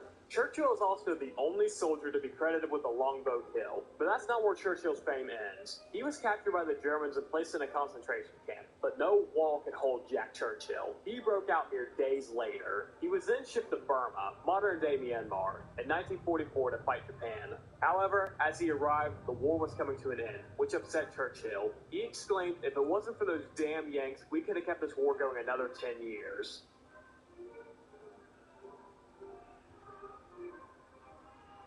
Constance Manzolari was the personal chef to Adolf Hitler. She did this from 1943 to 1945, and she wrote about her time doing so in letters to her sister. She described how he was a picky eater and how demoralized he became, causing her to feel as she already had one foot in the grave. On the evening of April 30th, 1945, Constance cooked the last meal for him, a plate of fried eggs and mashed potatoes, not knowing he was already dead. 2 days later, she along with other members of the SS fled the bunker. Attempting to avoid the Red Army, they fled to a holdout cellar. The group of about 6 left the cellar, and Constance went along with Trottel Junge, who previously served as Adolf Hitler's personal secretary. The two were wearing German jackets, so Constance went to find them some civilian clothing. Junge then saw her being taken by 2 Red Army soldiers down a tunnel, and that's the last time Constance Manzolari was ever seen. There's Good no further fucking information. riddance. She just vanished, and was likely killed by the Russians.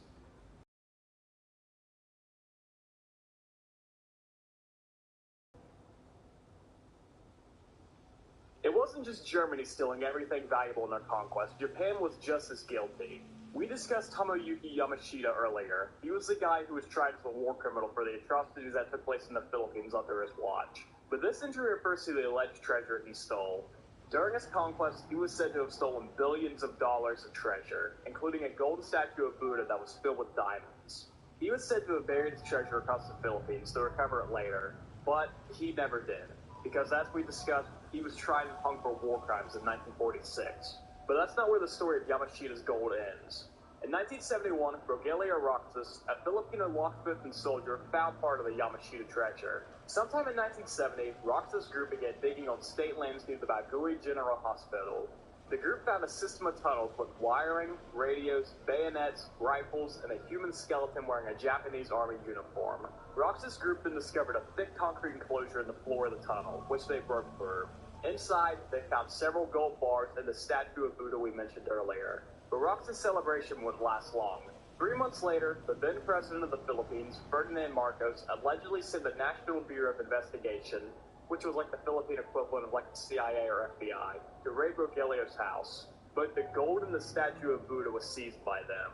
A month later, he was arrested and kept in jail for several years. After he was released, he began a lawsuit against President Marcos, but died under mysterious circumstances not too long after this.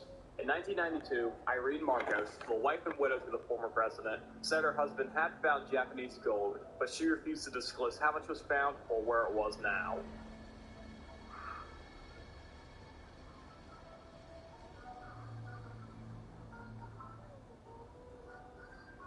We touched on New Schwabenland way back in like Tier 2. It was the name of an area in Antarctica that was claimed by the Germans in 1938. The main purpose of their claim was to protect their whaling industry and take scientific observations. After this, there is no evidence of any further German involvement with the frozen continent, but this hasn't stopped people from theorizing about it. We discussed the conspiracy earlier that a submarine stopped here with high-ranking officials before docking in Buenos Aires, and we will be discussing the American involvement with Antarctica very soon. But all of these theories lead to the idea that there was, or maybe is, a secret German base on the continent somewhere. Once again, the continent is melting, so if there's anything hiding there, we'll see it soon.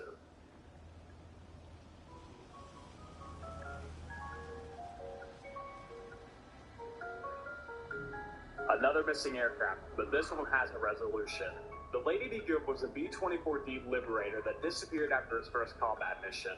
On April 4th, 1943, the American plane left the Slash airfield in Benghazi, Libya. Now, there were massive sandstorms in this area, and other planes already aborted their missions, but Lady Be Good continued on.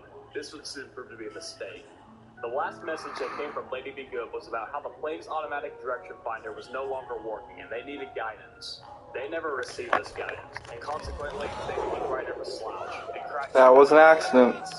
Or this is what was thought. Long after World War II ended, British planes who were working with the Fail me to kill you. surveying land, they discovered a cracked plane. After a short investigation, it was discovered to be the Lady Be Good. When the plane was found, there was no trace of the crew. But months later, the same oil company was responsible for finding 5 of the soldiers' remains. Months of searching went by, and more remains were found in a 20-mile radius around the initial discovery.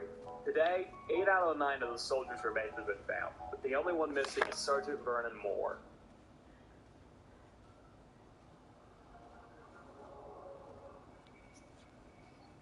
Occultism was incredibly prominent in Nazi Germany, and before this, it was even more so with Weimar Republic Germany. One of the most famous figures of Weimar occultism was Erich Janhansen. He claimed to be a clairvoyant who could see the future, so he was often giving readings to people. When Hitler was beginning to rise to power, he saw the mystic powers of Erich, getting several readings done by him. I see victory for you. It cannot be stopped. Those words were spoken to Hitler in 1932, 1 year before he became the Chancellor of Germany. But this wasn't the only prediction he got right. I see. A great house in flames. He said this a day before the Reichstag burned down, an event that helped solidify the German leader's rule. But it wasn't just predictions Erich provided to Hitler. He also taught him a lot of his crowd controlling technique, and just like general ways to conduct himself to a large gathering. It should be noted that these predictions were likely influenced by the fact Erich was so close to these higher-ups. He was probably telling them what they wanted to hear. After he successfully predicted the Reichstag fire, Erich was assassinated soon after, and was hastily buried at the edge of Berlin.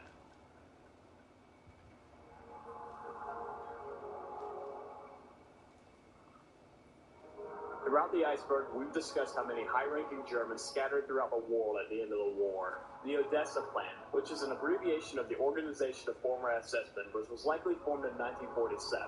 It was a large network that tried to help former SS and Gestapo members avoid arrest, acquire legal aid, escape from prison, or be smuggled out of the country. The main escape routes were 1, through Austria and Italy, then to Spain, 2, the Middle East, and 3, to South America, especially Argentina and Paraguay.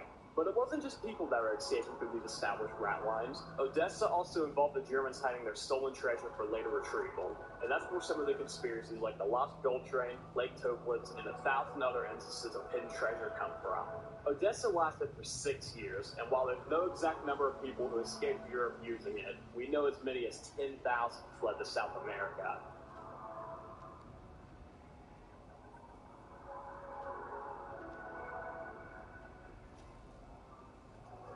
364th Regiment was one of the United States all-black regiments, and unfortunately, they were not treated well. Members of the regiment wrote to their senators airing their grievances, and the commanding officers would intercept the letters and throw them away. Because of this, the regiment were labeled as troublemakers, and were sent to Camp Van Dorn for further training. Here, the treatment only got worse.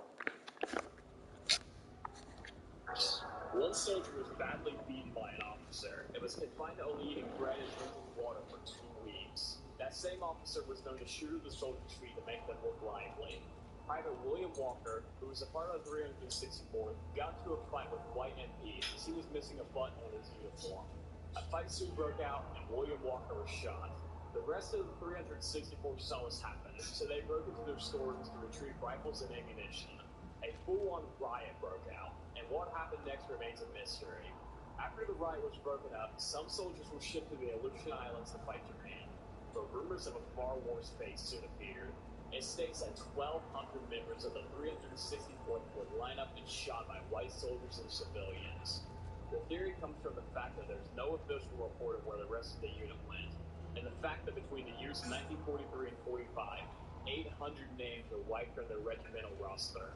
The United States Army continues to deny this, but an alternative answer has not been provided.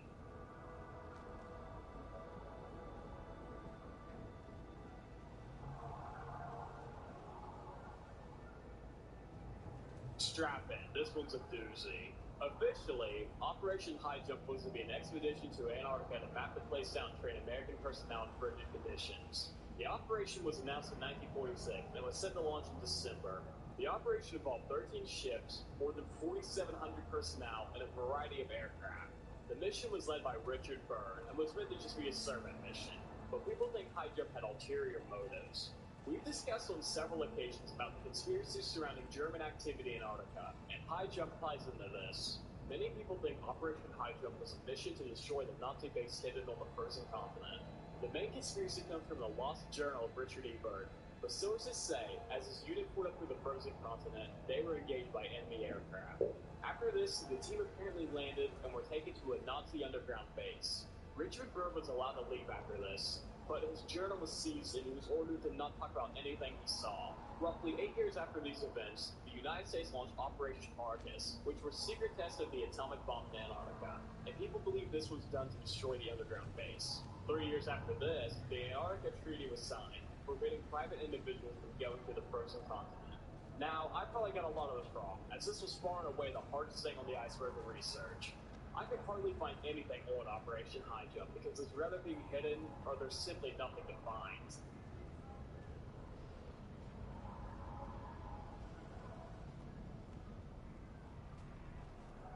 I'm actually going to skip this entry, as it ties heavily into Alistair Crowley, an entry further down on the tier list, so stay tuned for that.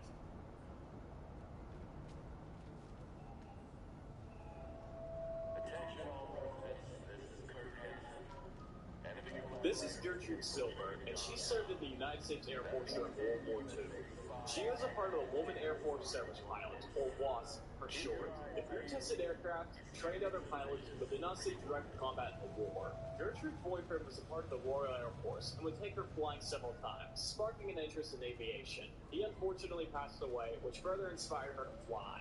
On October 26, 1944, Gertrude Silver entered an American P-51D Mustang and left Los Angeles National Airport to head for Palm Springs. Silver never made it to her destination. Extensive ground and water searches were launched, but no trace of her or her aircraft was ever found. So what happened to Gertrude? I'll start with the darkest theory, and that's the idea her plane was sabotaged. Unfortunately, WASP pilots were looked down upon by their male counterparts. The women pilots faced verbal harassment on the daily, but there were also no reports of sabotage against their planes. Men would stuff objects into the plane's engine and fuel tanks, slash the tires so they would have blowouts during takeoff, and would loosen parts of the plane, such as the controls. Perhaps the most famous case of this was when Betty Davis, another WASP, unfortunately crashed and died. It was found that sugar was poured in her gas tank.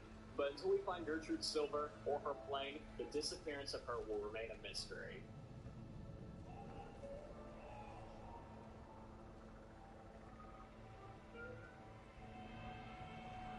Gabrielle Coco-Chanel was a French fashion designer who was more than likely a German spy. As a member of high society, she established connections with influential figures such as Winston Churchill. But why would she do this? She had an incredibly successful career, so why risk throwing it away to work with the Nazis? Well, she discovered her nephew Andre was in a German POW camp. She struck a deal that, if he was released, she would gain intel from her higher contacts and pass it along to German command. She became Agent F-7124, but was outed as a spy in August of 1944. She didn't face any ramifications, as she gave up information on the German officers who tasked her with spying. She returned to the fashion world in 1954 before passing away in 1971.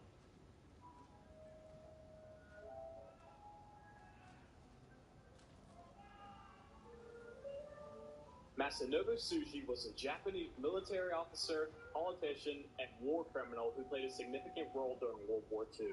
During the war, he was tasked with several military campaigns and operations. He participated in the invasion of Manchuria in 1931 and later served in China during the Second Sino-Japanese War. Tsuji gained notoriety for his involvement in the Battle of Noronhan in 1939, where he played a role in planning and executing Japanese military operations against the Soviet Union. Tsuji's actions during World War II were marked by a ruthless and aggressive approach. He advocated for brutal tactics, such as the indiscriminate use of chemical weapons and the execution of prisoners. Tsuji's views and actions were controversial even among his fellow officers, and he often clashed with higher-ranked military officials. After the war ended, Masanobu fled his country. He first went to Thailand, then to China, then back to Japan, and then to Laos, where he disappeared off the face of the earth. This was the last mention of Masanobu Tsuji. People believed he was killed in the Laotian Civil War, while others say he became an advisor in the north of Vietnam. Regardless, he was declared dead in 1968, and today you can see a memorial statue of him in Kaga, Japan.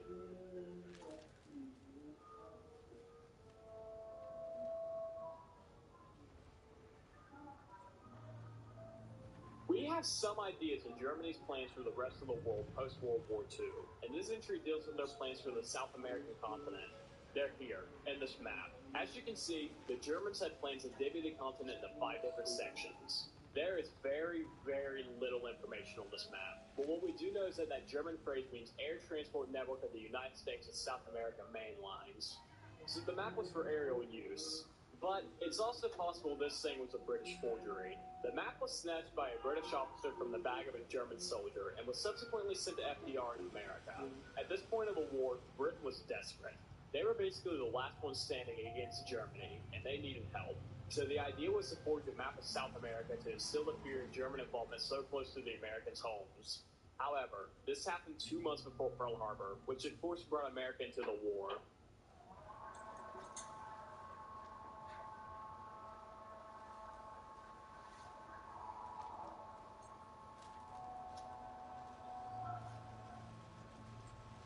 Tier 7 starts off with something we've already discussed. Flights. Do you remember that conspiracy that German submarines went to Antarctica before docking in Buenos Aires? Yeah, it's here again.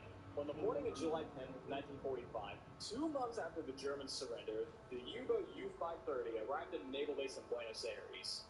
The crews of the submarine were arrested and interrogated, but the trip was determined to be harmless. But a week later, a Hungarian exile in Argentina wrote in newspapers about how Hitler escaped. He theorized this submarine first went to Antarctica, dropped off many high-ranking officials, then they went to Argentina to look at documents. A month after this, another German U-boat, U-977, arrived in Argentina, further adding fuel to this conspiracy. Y3, silk jeans, wide hand. Italy, yeah, literally, yeah. Watch a bit, yeah. Coffee, I have hobbies, yeah. I have hobbies, yeah. Keep a bitch, just keep a bitch, yeah. Heinrich Himmler was one of the Germans who was most obsessed with occultism. He founded the AFB, a branch of the SS that dealt with subjects of American culture. They were the ones responsible for the private expedition we discussed here. Heinrich once personally went on a trip to find out, and his search took him to an abbey in Spain. Now the monks there basically called him crazy and told him he was wrong because they conquered them. Now let's discuss Otto Rahn, a German archaeologist who studied the Grail legend extensively. He was also a member of the Nazi Party and was willing to do whatever it took to help his country win the war. Otto Rahn studied the Catholics, a group wiped out by the Catholic Church in the 13th century. The Catholics were heavily criticizing the Catholic Church for their beliefs, so subsequently the Catholic Church wiped them out in a crusade. Once the Catholic forces entered Marseille, where the Catholics lived, they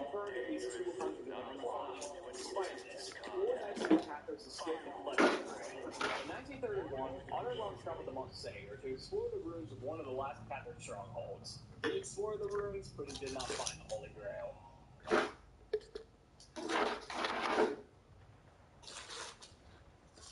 Holy Grail, yeah. Waterfill, yeah. Let's know what. 2016, Russian Russian authorities discovered an old German base on the Alexandria Land Island. The base was named Schutzgraben, German which is base, German yeah. for treasure hunt. Benefits. It was first built in 1942 and was one of many of secret weather watching stations on remote Arctic islands. The base only lasted until 1944. After the crew stationed there became sick from eating rotted polar bear meat. The base was abandoned, and decades of weather and erosion destroyed the place.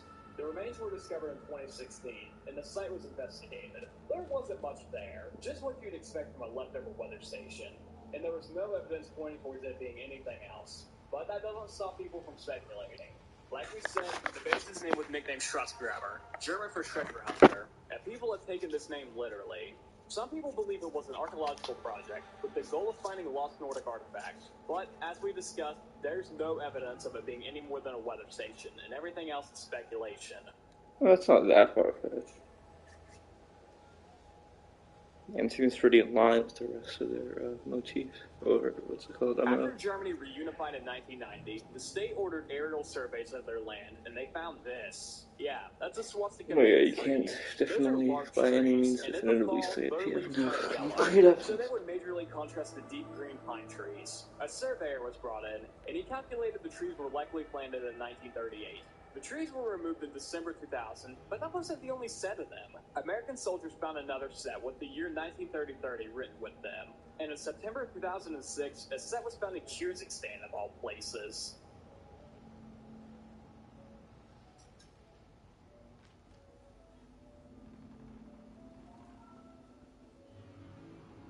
On the evening of December 9, 1965, residents in Kecksburg, Pennsylvania looked towards the sky as a massive fireball plummeted towards Earth. It crashed in the woods, and the entire area was immediately quarantined by the United States military and local state police. Officially, nothing was found, but locals of Kecksburg reported a military flatbed trailer was hauling up an acorn-shaped device. The story continues in 2002, when the Sci-Fi Channel, of all people, filed a lawsuit against NASA for more information on what really happened in Kecksburg. NASA stonewalled several attempts at this before they finally revealed details of what happened in 2009. It was a Soviet satellite. Alright, that's boring. Once again, let's discuss the crackpot conspiracy theories. Do you remember way back in the beginning of the iceberg, we discussed Decaloca before the bell? It's a reported wonder weapon in Germany that was theorized to be an anti-gravity thing. When we compare the shape of these to the reported shape of the Kecksburg UFO, we see they look kind of similar. So what if Hans Kammler traded Decaloca to the United States for his freedom? They remade or refit Decaloca, took it for a spin above Kecksburg, and they crashed it. Sounds fun, but there's several holes in it. But the big one is the fact we don't even know if Decaloca was real, and it just falls apart from there. It's very possible it was just a satellite that fell. Not everything is that deep. Well, everything's that shallow, bitch. White, yeah, black, yeah, white. This is another entry I'm going to skip, as it deals with Operation Dead Man Floating, which is further down on the tier list. I'll explain it when we get there. Is that a seed? That is a seed.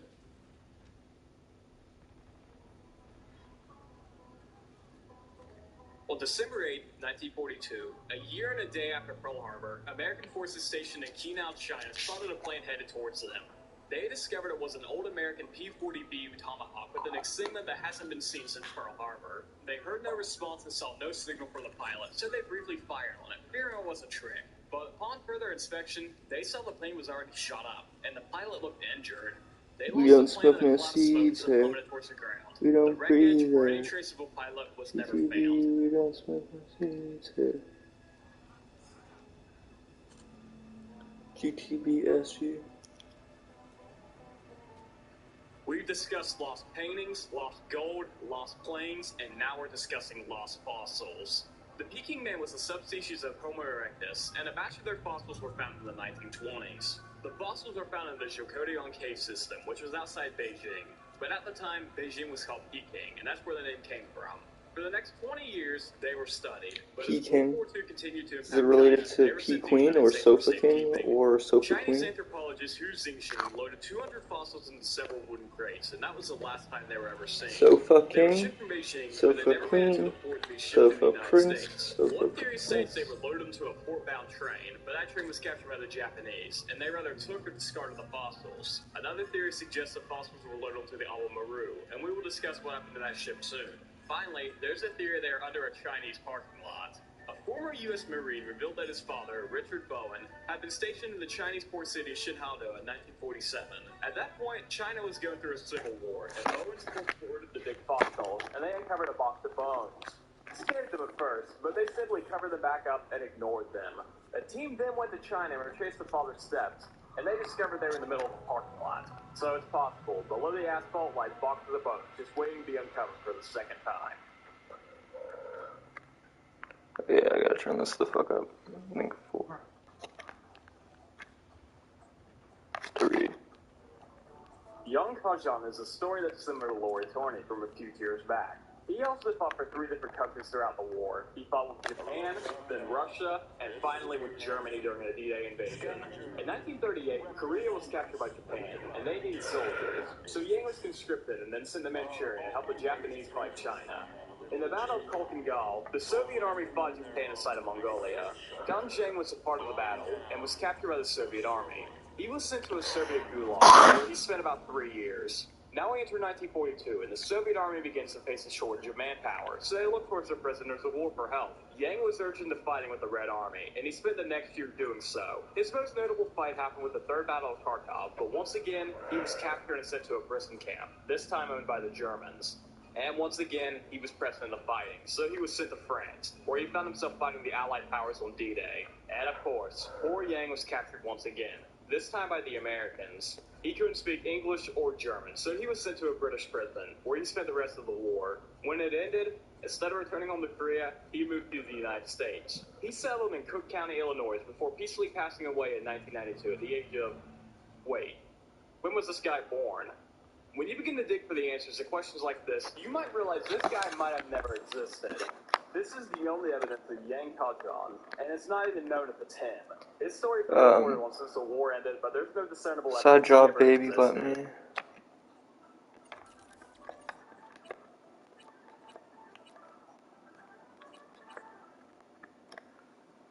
I'm not entirely sure what this entry is referring to. Any Googling of who wore the British 17 gives me information on a tank. But surely, the word who implies this was a person or people. Because if it was about a tank, it should say what was the British 17. Regardless, the ordnance push-firing 17-pounder was a British anti-tank gun that got its name from a 70-pound barrel. The gun proved its effectiveness during D-Day and the Battle of the Bulge, as it chewed through the thick armor of the German tanks. It's often cited as one of the most powerful tanks of World War II, and even saw service beyond this into the Korean War.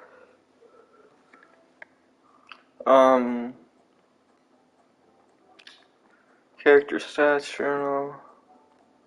The only information I can find this surrounds the supposed UFO programs of Nazi Germany.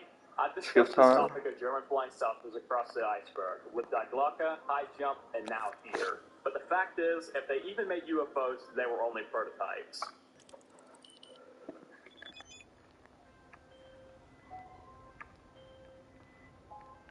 Alright, pick up.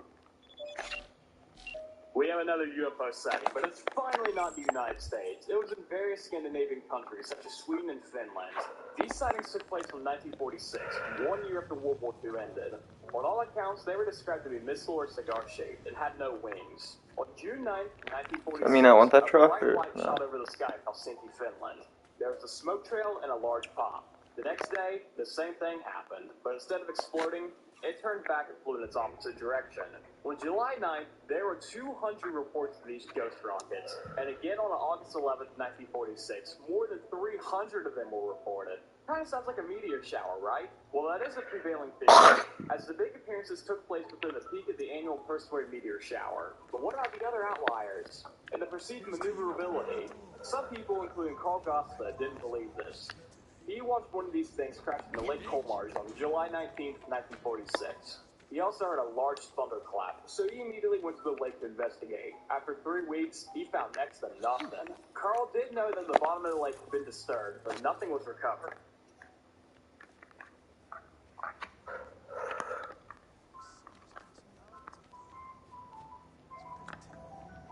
In April of 1943, 4 young boys playing in the wards of Worcestershire, England, discovered a gruesome scene. They found corpse. decomposed remains stuck beside Yep. a hollowed-out wych elm tree. Since the remains were so Oh, far I gone, think it I've was heard hard of for this. them to be identified. It was determined that the body had been dead for 18 months, putting the death date on or before October of 1941. A year after this discovery, a graffiti appeared in the town asking the question, who put Bella in the wych elm? Today, the mystery remains unsolved, but several theories have popped up over the years. I don't know what there's. Oh, I think yeah, wrong one. It looks like. No. They found her drunk and Correct. passed out and had put her there to hopefully scare her over alcoholism. No punish. Let's get it. The severing of one hand tied into the hand of glory ritual, but none of these Okay, let me jump. and the case remains unsolved to this day. Jump. Yeah, if you would.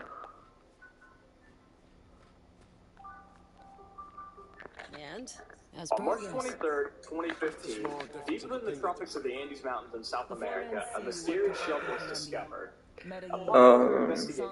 Baby, let me take you. Fragments of German porcelain plates and several swastikas carved to the building were discovered. This led the archaeologists to determine it was a Nazi hideout meant to be used after the war ended. The building was located in the north of Argentina, basically on the border between Paraguay and Argentina. However, the base seems to have got little to no use. We've already discussed how Argentina was particularly open to the arrival of Germans because of Juan Perón. So why would they need to hide them in some dump in the Andes Mountains? They were welcomed with open arms, causing this place to go abandoned.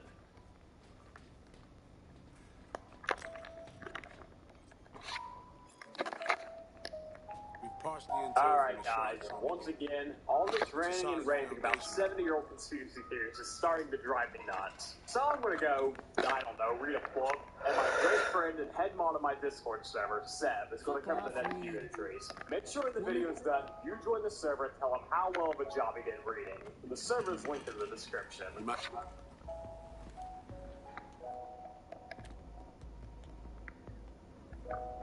Aleister Crowley was a highly controversial and influential figure in the late 19th and early 20th centuries. You've He seen was an this. English occultist, writer, poet, and magician, best known for his involvement in various occult and esoteric practices, including Thelema, a religious system he founded. He gave himself the title of the Great Beast 666. I'm not sure why he's on this tier list, as he had little involvement in World War II from what I have seen. The one thing I could find on Aleister Crowley during World War II was Operation Mistletoe. Operation Mistletoe was supposed to be a ritual that took place with Canadian soldiers dressed in wizard robes. There were also some figures of high society in the group, like Ian Fleming, the creator of James Bond, and Aleister Crowley. The ritual consisted of burning effigies of Hitler and his friends in an attempt to curse him. He did offer his skills on occultism to MI6, but they denied it. Sounds... Kugelpanzer? Kugelpanzer is another wonder weapon with very little information surrounding Things couldn't be clearer. It's a one-manned armored vehicle that had an insanely low production rate. At least one of them was sent to Japan, but there is no record of it ever being used in battle. There's one on display in the Kavita Tank Museum in Moscow. Since there's no surviving blueprints or reports of the Vol tank, we can only speculate what its purpose was. It seemed to be more of a reconnaissance vehicle, as it had no weapons attached. It could have also served as a makeshift bunker, but once again, this is all speculation. How do we do that? They're driving a rental. Plans to break into the rental service system. Karen Exotics. On April 30th, 1943, Spanish fishermen picked up a body off the coast of Wales, Spain. The body was brought in and inspected, where it was found to have tickets, religious medals, and letters from his father and fiancé, as well as unpaid bills. But most importantly, he had military plans. The man was a part of the Royal Marines and was identified as Major William Martin. The plans revealed a plot to invade Greece and to push through it towards Germany.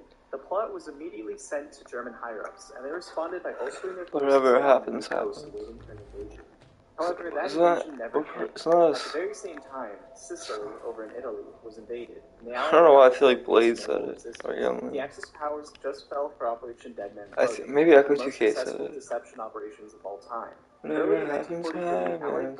When I get in the morning, is it Allison? I'm thinking I feel this some damage. Can't do my time. I got plastic bags filled with acid. Take my medicine. Whatever happens. Yeah. Yeah, he does say it. And get him into German hands.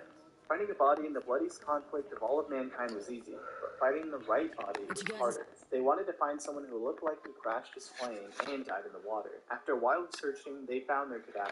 Gwendolyn Michael was a Welsh laborer who died of eating rat poison. So, Gwendolyn was turned into William Martin. Fake letters to loved ones, along with fake bills for doctors, and placed on the body. But most importantly, fake war documents were given to him. And Yeah, bitch shouldn't say anything about I'm ugly. British officials knew That's Spain an was ugly neutral, shit. I wonder if she said about herself.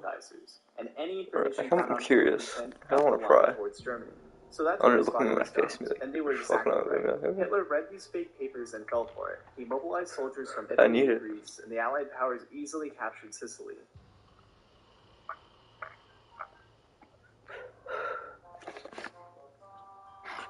And I'm back once again. I briefly touched on this earlier, but the Awamaru was a Japanese Word, ocean word. liner that was later fitted for war. In 1945, the ship was employed by the Red Cross, and it began taking medical supplies to Allied Oh, tarot soldiers. cards? Because of this, Yo, it was supposed to Anna be what? granted safe passage by Allied Oh, warship. damn it. Keyword there is suppose. During Alright, the first route, let's the get... Awamaru dropped off medical supplies Where's to the tarot several card? hundred Marine officers, military personnel, and No? civilians from Singapore. The ship also allegedly loaded 5 billion, yes, Okay. billion with a B, US dollars of treasure, including maybe the Peking Man fossils I mentioned earlier. The ship left Singapore on March 28th, but on April 1st, it was shot by the USS Queenfish, who mistook it for a destroyer. The ship went down, and only one of the 2004 Wait. people aboard survived. In fact, Why the am I- person who survived was Kentaro Shimoda, and that was the third time he was the sole survivor of a torpedoed ship. Commander Allen gave the order to fire, and was charged with negligence soon after. In 1980, Japan launched a salvage mission to try and find the ship's lost treasure, yet they turned up empty-handed. Kentaro almost took the secret to the grave, but he left the tiniest hint what the treasure was to his family. But they've not revealed what he said. Alright, shoot me, bitch. The Thule Society was a German occultist group founded in Munich shortly after World War I. The word Thule comes from a county in Greek legend, which was said to be the most northern land, and was most likely referring to Scandinavia. The phrase Ultima Thule was also in ancient Greek text, which is what the Thule Society centered their beliefs around. They thought Ultima Thule was a lost landmass, and served as the capital of Hyperborea. They also believed this is where the Aryan race originated from. Beyond any of this, the Thule Society was the first iteration of the Nazi Party.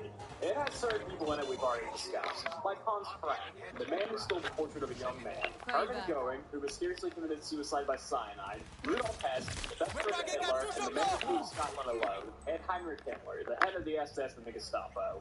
The Thule Society was reorganized into the Nazi Party in 1925.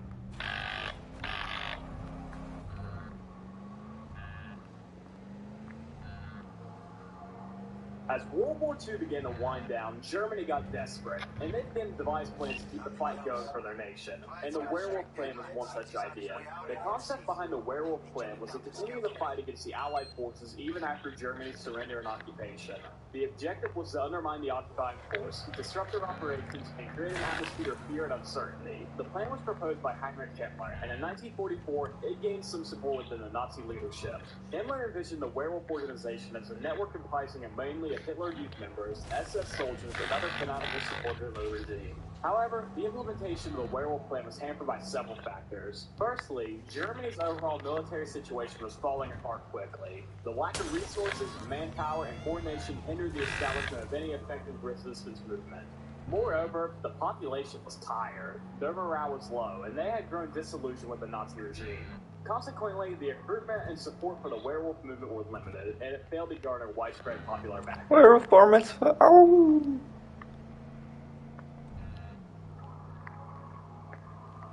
In September of 1944, a couple was out for a stroll at the Outage lighthouse in Maine when they noticed a plane on the horizon. It was dark green and had 6 engines. As it flew over the open water, it appeared to be in trouble, making a descent into a one-winged rush to the surface of the ocean. After this, What, there's 20? were lost. About a week Damn. after this, a trio of corpses washed up, Fast and they travel were determined to points? be German soldiers. It didn't take long for people to draw connections between the plane crash and these corpses. But how would they have gotten there? Germany didn't have a plane that could cross the Atlantic, did they? Oh, was that nose candy, like The cocaine? America bomber, very bold name, was a planned long-range aircraft that had to make a 7,200-mile round trip to bomb New York City. 3 prototypes for this aircraft were made, and they had 6 engines, like the report of the crash plane said. So did the America bomber crash off the coast of Maine? The official story was that the corpses came from a submarine, not a plane. I don't know how they explain the flying, but shocker, I know. The government might have lied. If the public knew Germany had a plane that could reach the American mainland, it would have caused a panic, and they didn't want that to happen.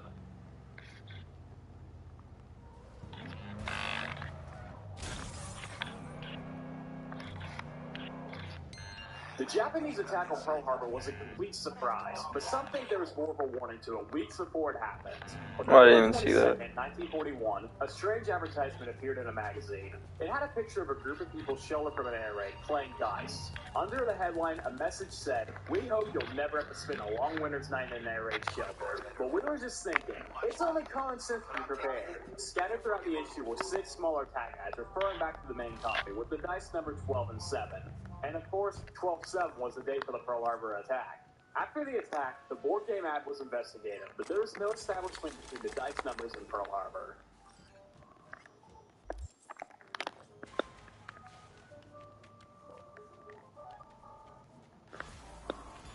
Hideki Tojo was the general of Japan during World War II, and he subsequently faced execution in 1948. After this, his body disappeared. It wasn't until 2021 that this mystery was solved. It was revealed the U.S. Army spread his ashes in the waters close to Tokyo. America did this as they were afraid his remains would fall into the hands of ultranationalists who wanted to glorify him as a martyr.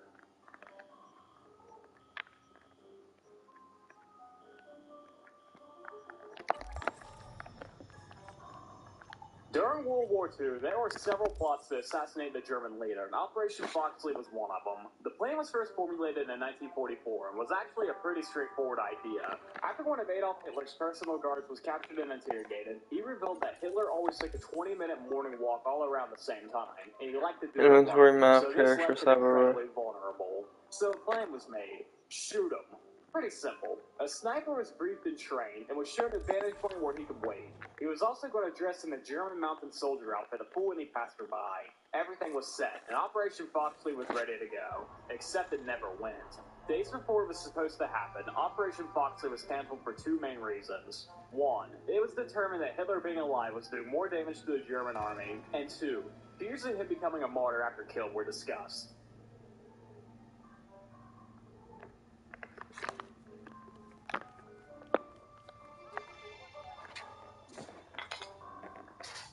The death of Leslie Howard, a renowned British actor, remains a subject of speculation. Howard, who was already famous thanks to his role in Gone with the Wind, became involved in various war-related propaganda activities. On June 1st, 1943, Howard boarded a civilian aircraft, traveling from Lisbon, Portugal to Bristol, England. The plane was en route when it was intercepted and attacked by German fighter planes over the Bay of Biscay, which was off the coast of Spain. The aircraft was shot down, resulting in the loss of 17 passengers and crew members on board. The circumstances surrounding Howard's death have led to speculation that he was intentionally targeted by Germans, but some theories suggest he was mistaken for Winston Churchill, as their physical appearances were somewhat similar, and the Germans may have hoped to assassinate the British Prime Minister. Another theory proposes that Howard's plane was targeted because of his involvement in anti-Nazi propaganda and then his support for the Allies. As an influential figure with a strong presence in both the American and British film industries, it is possible that Howard's fame and his role in shaping public opinion made him a target for the Nazis. Despite the various speculations, no definitive proof has emerged for any theory.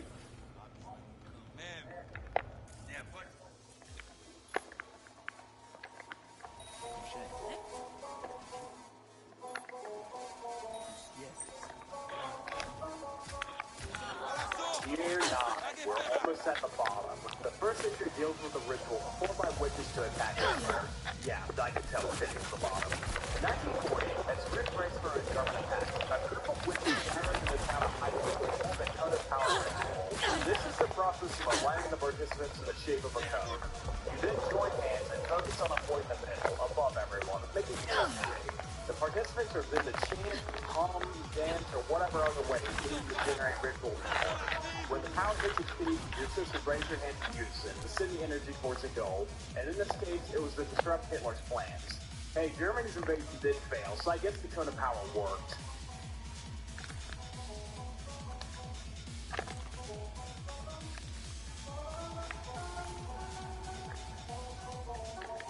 The death of Sava Chandra Bose, a prominent Indian nationalist leader, is a subject of controversy and speculation. Bose played a significant role in India's struggle for independence from British rule and was known for his radical and militant approach. He forged wartime alliances with Germany and Japan during the war, hoping they would support his pleas for Indian independence. Germany showed him no respect, but Japan released Indian prisoners of war to help them fight. This fight soon failed, as Subbas had no military experience. On April 18, 1945, Bose was in a plane headed for Soviet-controlled Manchuria, hoping he'd get a ride to the Soviet Union to see if they would support his independence plea. The plane had to stop in Taiwan to refuel, and soon after this, it crashed. It resulted in severe burns and injuries to Bose and his companions. Bose was immediately taken to a nearby hospital, but he soon succumbed to his injuries. The circumstances surrounding his death have sparked numerous conspiracy theories. One popular one suggests that Bose did not die in the plane crash, but he instead survived and went to hiding. Despite these claims, official records and investigations conducted by both Indian and foreign governments have generally supported the conclusion that Bose died in the plane crash. Today, he is a controversial figure in India. Some regard him as a hero and a martyr in the fight for independence, while others label him a fascist and anti-Semite for collaborating with Germany and Japan.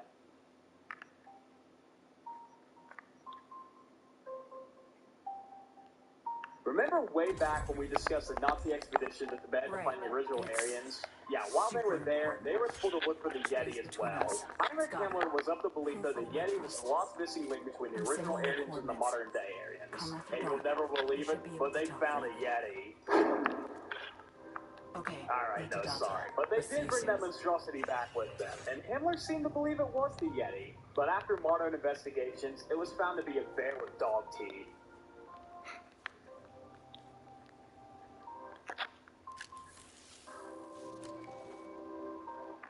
This is Jean-Marie Leray, a random Frenchman who lived between 1918 and 1985. He worked several jobs in his life, but he spent most of it as a railroad worker. So he's a pretty unremarkable guy, besides the fact he might have been Adolf Hitler's illegitimate son. Growing up, Leray never knew his father, and his mom wouldn't tell him anything about him. But on her deathbed in 1948, she revealed some details to him. In June of 1917, towards the end of World War I, she met a German soldier. He was drawing in a sketch pad, and Charlotte immediately fell for him. They spent time together, but the soldier returned to Germany. But soon after, his mom realized she was pregnant. Jean-Marie was born in 1918. We go forward to 1940, and Heinz Liege, who was Hitler's valet, claimed that he secretly tasked Heinrich Himmler with finding Leray and his mother. Ironically, Jean served in World War II for France, and he fought against Germany. Unfortunately, Jean-Marie Leray passed away on February 14, 1985, and the mystery of him being Hitler's illegitimate son died with him.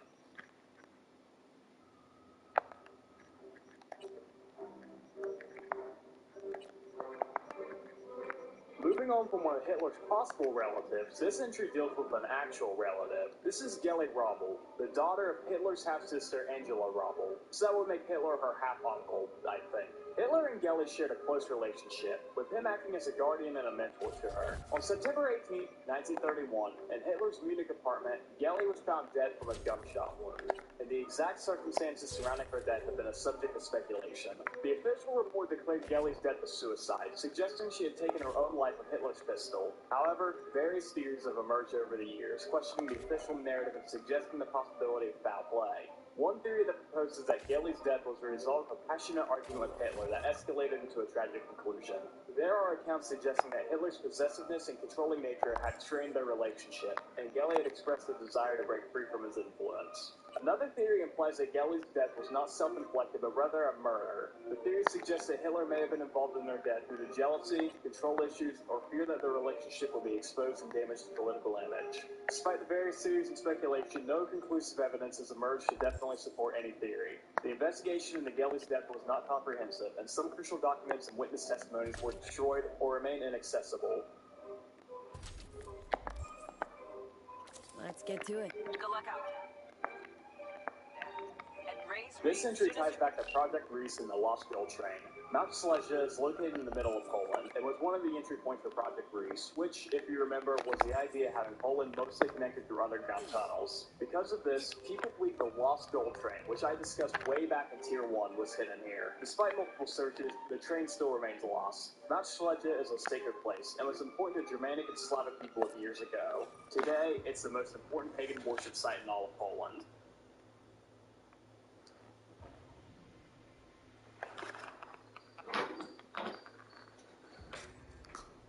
Imagine this. It's 1942, and you're doing your job as a Himalayan forest surveyor, and you're freezing your ass off. You've had a 5 days walk from any other human, and you're about 15,000 feet above sea level. Suddenly, you're walking through the forest, and you stumble upon this. That's exactly what happened to H.K. Mudwell. He reported his findings, and the British were worried that this was the result of a failed British invasion. However, the apparent age of the bones soon stifled this. But the question was still there. Who are these people? In 1956, the Anthropological Survey of India began expeditions to survey this area, and they began to formulate several theories. Perhaps this was an area of ritual suicide, or it was the result of a failed invasion just from years ago. But in future studies of the bones, no signs of a ritual suicide or injuries in battle were found. But a new theory began to prevail. These people were pilgrims who got lost, and they ended up here.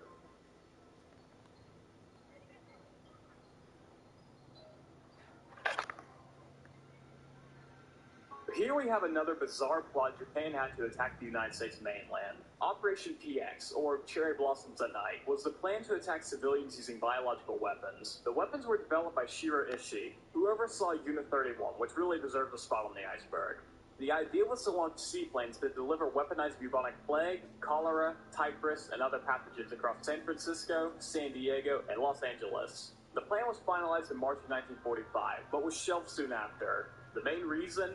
They were scared it would expand from a battle of Japan versus the United States to humanity versus bacteria. Yes, that's right. They shelved it because they were scared it would spark a global pandemic. The final plan for a biological weapon came as Japan surrendered to America. Ishii wanted to attack the U.S. occupation troops, but he didn't do this.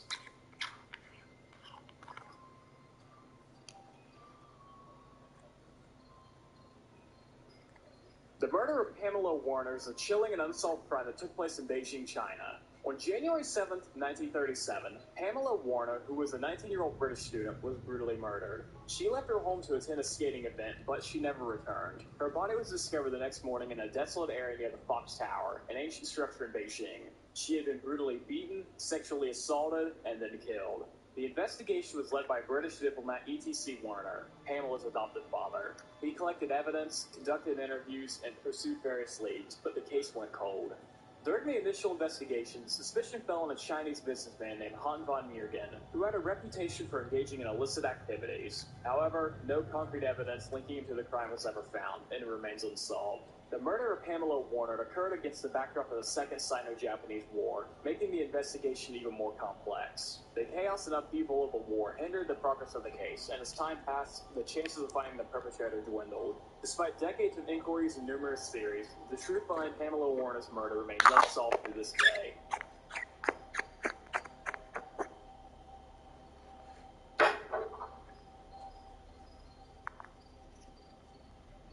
Weather Station Kurt was the only armed German mission that took place on North American soil. On October 22, 1943, a German submarine landed in northern Labrador. They sent out 10 soldiers and 2 scientists to set up a mobile weather station that was designed to transmit conditions back to Berlin by radio. Before this, German meteorologists had to rely on weather reports from U-boats that were getting captured by the Allies. So the plan was made to make a weather station to be placed in North American territory. And on October 22nd, Weather Station Kurt was born. It was named after Dr. Kurt Summenmeyer, a German meteorologist who was a part of the mission.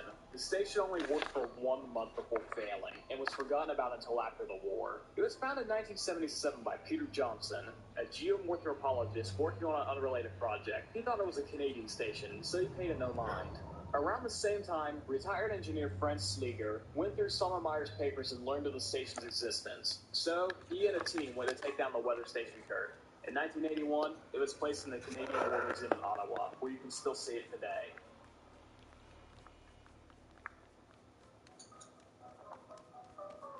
And 1. Yeah, that would have fought. Oh. Tier 10. We are at the absolute bottom of the iceberg. We're going to begin with a crossword puzzle incident, which sounds ridiculous. Get the fuck out of here, The bro. absolute bottom of the iceberg. This stuff should be dark and evil and unknown. We're starting with a crossword puzzle. Scheiße, Operation Overlord was the code name for the Allied invasion of Normandy Beach, also known as D-Day.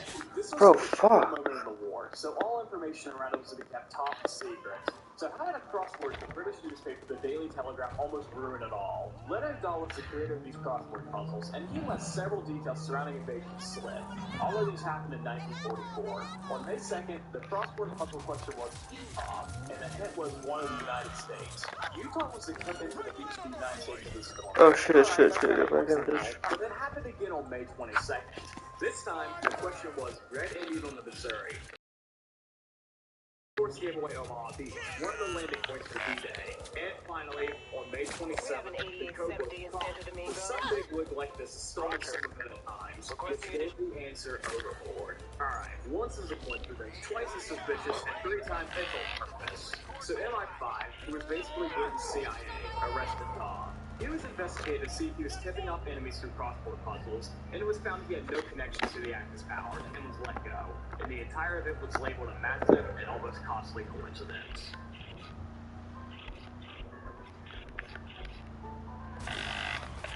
Oh, scheiße. Next project could be described as the first witch hunt in history that was in support of the witch. Oh, I didn't even realize it's six historical documents of certain witch trials performed by the Catholic Church. Uh-oh. Everyone thought the church did this to eliminate the German heritage and was to attack Aryan womanhood.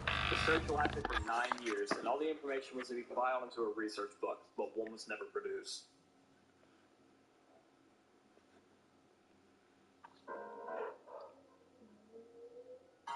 During World War II, both sides were undertaking their own research into developing an atomic bomb.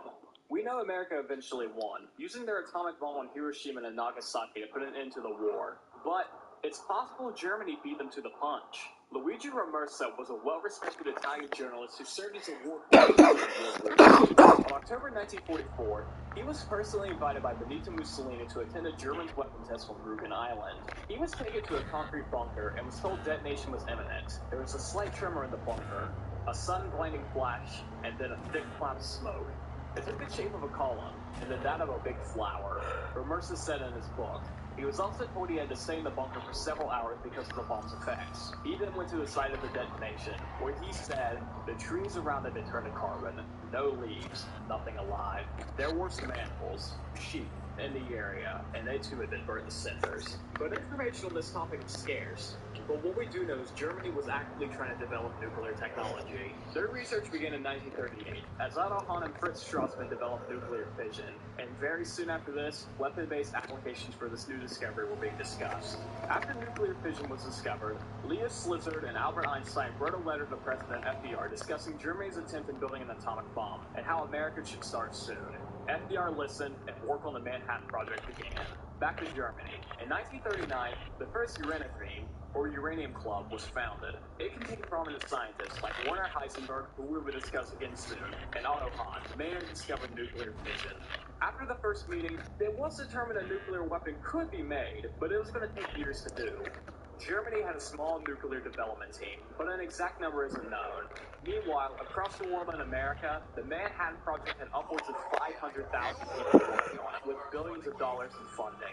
As the war in Europe settled down, German scientists were captured and interrogated about how far along Germany was in their nuclear development. And after 4 sites were seized and searched, they didn't find much. But what was this thing at Rügen Island, if it even existed? Well, if the bomb went off, it surely wasn't a nuclear bomb. But it might have been a radiation-based weapon, a so-called dirty bomb.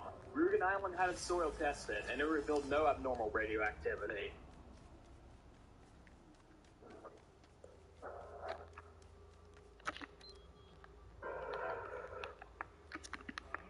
Niels Bohr was a Danish scientist who is best well known for creating the Bohr model, the most widely accepted visualization of the atom. One of his closest colleagues was Werner Heisenberg. As we discussed earlier, Heisenberg was a German scientist who headed the nuclear research for Germany. Years before World War II, the two first met in 1921, where their close relationship soon began. They were so close that Bohr considered Heisenberg to be another one of his sons. As the two continued their scientific pursuits, World War II soon broke out, and this caused the two to fall out. You see, many Jewish scientists left Germany, and Niels Bohr helped many of his colleagues relocate. However, Werner Heisenberg remained.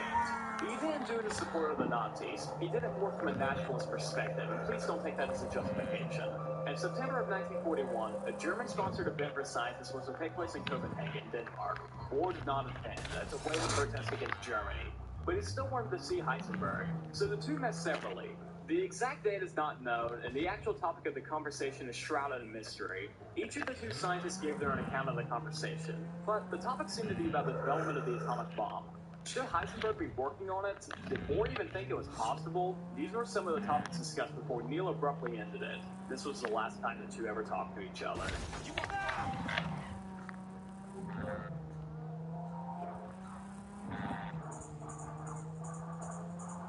In January 2009, Polish authorities discovered a mass grave of 1,800 bodies. The site was found in Malbork, Poland, and after studying the remains, they were determined to be German civilians. 30 of the bodies had bullet wounds, but the rest looked virtually untouched. Well, except for the fact all their personal belongings were removed, making identification virtually impossible.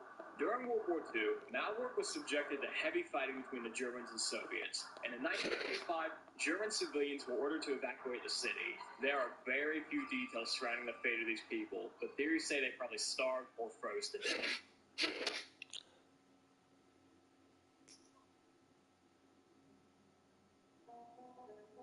And here we are, at the very bottom of the iceberg, the last entry, and it refers to another Japanese war crime. This one took place on Bangka Island, which is in Indonesia. Following a fight in Singapore, the Weinerbrook was loaded with injured personnel and nurses. The ship was sunk, and all the survivors swam to or washed up on Bangka Island. In total, 60 men and 4 nurses. They soon surrendered to the Japanese. Once again, if you want to see the graphic details, there will be a time on the screen where you can go to avoid them.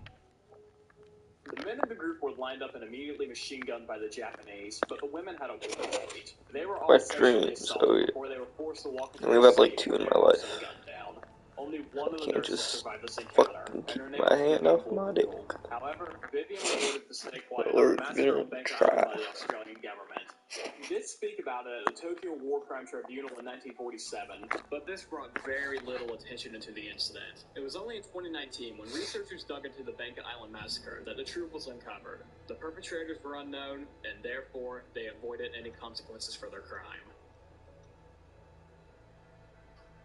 Well, 111 entries later, you should have a pretty good understanding of all the mysteries and obscurities surrounding the deadliest war of all of mankind.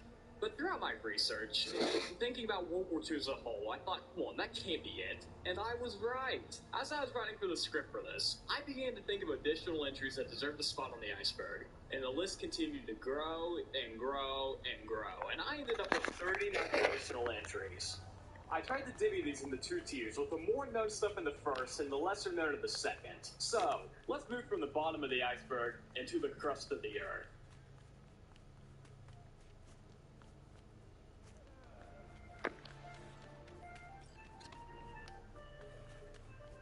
The first entry in the fictional tiers is with another peculiar individual soldier, Desmond Doss. Now that name probably sounds familiar to you, as the movie Hacksaw Ridge is based off him. Desmond Doss enlisted into the army after Pearl Harbor was attacked, but there was a catch. He refused to carry a gun, instead wanting to be a combat medic. He was an incredibly religious man who only wanted to carry the word of God with him as a weapon. Doss served through all of World War II as a field medic, never once taking a life, but he sure did save a lot. Doss was awarded the Presidential Medal of Honor by President Truman, and he passed away in March of 2006. Nazis. It could be argued there's a level of justification. And it means I trust you. Alan Turing was But an actually, English a lot of mathematician, justification. logician, and computer scientist who played a pivotal role in building the first computer. During World War II, Turing was instrumental in deciphering German code, especially those generated by the Enigma machine. His innovative thinking led to the creation of the Turing bomb, a device that significantly accelerated the process of cracking encrypted messages, thus aiding the Allied war effort. Turing's most renowned achievement is his conceptual design of the Turing machine, a theoretical computing device that laid the foundation for modern computing. Tragically, Turing would not be hailed as a hero for long. In 1952, he was prosecuted for his homosexuality, which was considered a criminal offense in the UK at the time. He had 2 options, face imprisonment or go through chemical castration. He went for the latter, but unfortunately, he would commit suicide on June 7, 1954. Despite his untimely I was gonna say why unfortunately, and then I thought about it. science, Yeah, we got fucking torture this motherfucker. Mate, I don't know, mate. Yeesh. Like an eye for eye type thing, I think would apply, but I don't know. The Polish Second Corps were moving through the mountains of Iran when they Seems discovered a bit brown barbaric. bear. They tried to bring him along on their journey to Italy, and they named him Wojtek, and they gave him the name Private. Now, Private Wojtek wasn't just Oh, this was an Edge Runners, wasn't it? He often participated in their daily Is this schemes in, and even learned to salute when greeted by Dogtown? officers. Wojtek was fed fruit, Is marmalade, this? honey, and syrup, and was often rewarded with beer, Wait, which where was his am I? favorite drink. He later also enjoyed smoking or eating cigarettes. Oh, this is Dogtown. At night, he would sleep with the soldiers to keep them warm. Wojtek's most significant contribution came during the Battle of Monte Cassino in Italy in 1944. The Polish Second Corps, which included Wojtek, was tasked with capturing a heavily fortified German position on Mount Cassino. Soldiers had to transport ammunition to the front lines, and Wojtek helped them by carrying crates of artillery shells on his back. This story spread, and Wojtek became the subject of various propaganda campaigns. After the war, the bear was sent to the Edinburgh Zoo in Scotland, and it became popular amongst the locals. Many members of his former unit came to visit, and Wojtek immediately recognized them.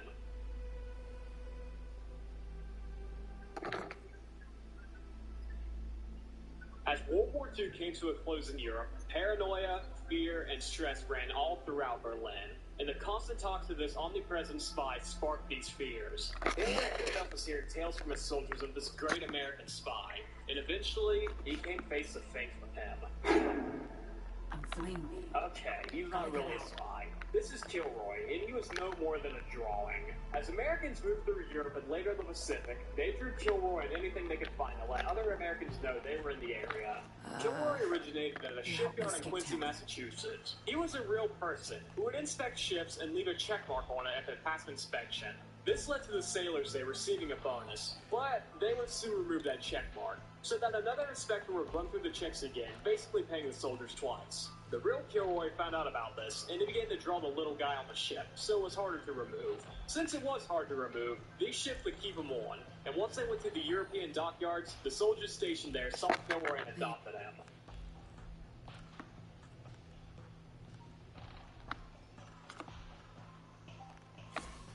In 1944, Japanese intelligence officer Hiro Onoda was sent to Lungbang Island in the Philippines. His mission was to conduct guerrilla warfare and gather intelligence on the enemy. However, due to a series of communication breakdowns and misinterpretations, Onoda and his small unit were unaware of the Japanese surrender in August of 1945. Because of this, Hiro Onoda continued to fight World War II. Leaflets were eventually dropped across the Pacific, revealing the war was over, but Onoda refused to believe it. It wasn't until February 20th, 1974 that Onoda's prolonged battle came to an end. A Japanese traveler named Norio Suzuki found the aging soldier and tried to tell him the war had ended nearly 3 decades earlier. Onoda, still skeptical, requested orders from a superior officer to confirm this. Suzuki returned to Japan and successfully located Onoda's commanding officer, Major Yoshimi Taniguchi, who had long retired from the military. Taniguchi traveled to Lungbang Island, and on March 9, 1974, he officially relieved Onoda of his duty, thereby ending a nearly 29-year-long campaign of guerrilla warfare.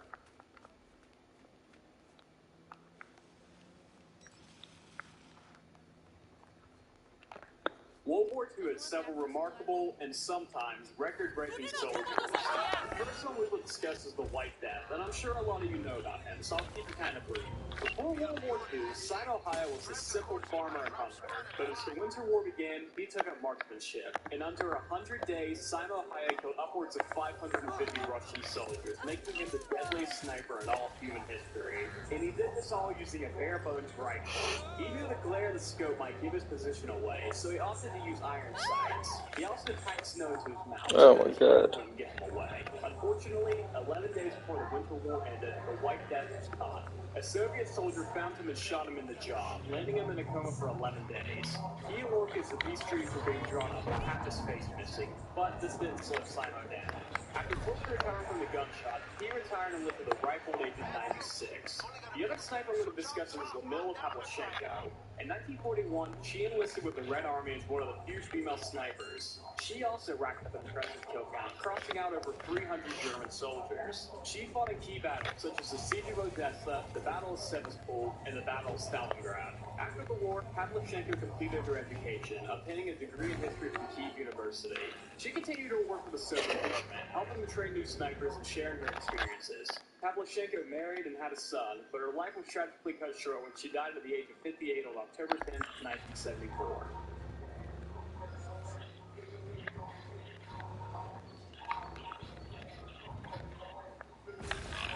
World War II, Switzerland remained neutral. Now this is incredibly surprising, especially when you look at it on a map. It's right in the middle of France, Germany, and Italy, who were all major players during World War II. But just because the Swiss didn't enter the war didn't mean they weren't ready to fight. Well, they were ready to defend. The Swiss built forts all along their borders in preparation for the worst, but if it got even worse, this is where drastic measures were going to be taking place. If Switzerland were to be invaded, the entire country was free to flow. Bridges and roads were to be destroyed in case of an invasion, making it near impossible to further an enemy advance. The World War ended without Switzerland needing to self-destruct.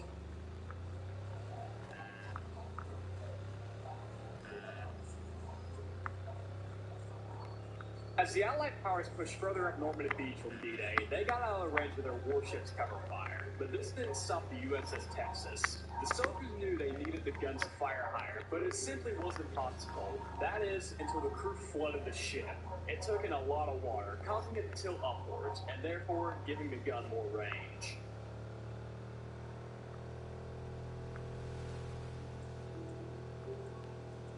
Joseph Medicine Crow, a Native American from the Crow Nation, played a significant role in World War II. While serving in the war, he wanted to prove himself as a war chief, but as a part of Crow tradition, he had to fulfill 4 different tasks. This involved leading a successful war party, capturing an enemy weapon, touching an enemy without killing him, and stealing an enemy's horse. He accomplished the first one during the Battle of the Rhine. Medicine Crow's commanding officer ordered him to take a team of 7 soldiers and lead them across the field, basically a suicide mission at that point. But he did this and did it without losing a single soldier. Soon after this, he was separated from his unit, and he encountered a lone German soldier. Let's look at the bonus. Two got into a scuffle, and it went back and forth, but Joe eventually overpowered him and captured his weapon, fulfilling his second and third task. Finally, and perhaps the hardest one, he had to steal an enemy horse.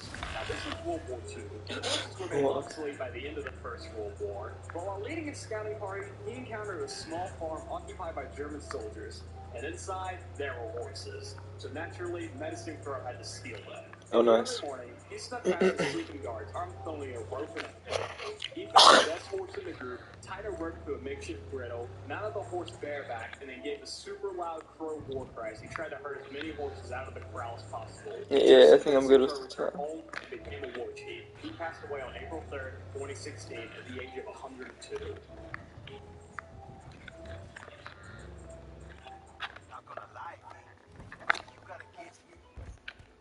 During World War II, the U.S. military sought a secure and efficient means of communication that the enemy shouldn't decipher. Recognizing the complexity and uniqueness of the Navajo language, which had no written form and was unfamiliar to non-Navajo speakers, the Marine Corps turned to them for assistance. Oh, code talker. 400 Navajo men were recruited and trained as code talkers. They underwent rigorous training to become proficient in using the code, which involved translating English military terms into Navajo words. These words were then used to represent military equipment, tactics, and locations. They were deployed across the Pacific, and they used their skills to communicate vital and undecipherable information to the Allied soldiers. Oh, is this, Embers? The Navajo code talkers' efforts remained classified and largely unknown. Where's the one that's actually, like, supposed to be here? For their service. In 2001, they were collectively awarded the Congressional Gold Medal, one of the highest in the United States. Whatever, fuck it.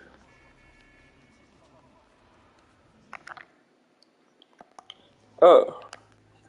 It's a fucking train station. Fighter pilot for the United States Air Force between the years of 1942 to 1963. That would make sense. He was stationed in India during World War II, and his group was ordered to take out a bridge in Japanese-controlled Myanmar. Before they could reach their target, they were intercepted by 30 Japanese planes. Owen's plane was riddled with bullets, and oh, there should have been, instead of a loading screen, should have been getting on the train or some shit. Blew up. But this didn't stop Owen J. Brackett.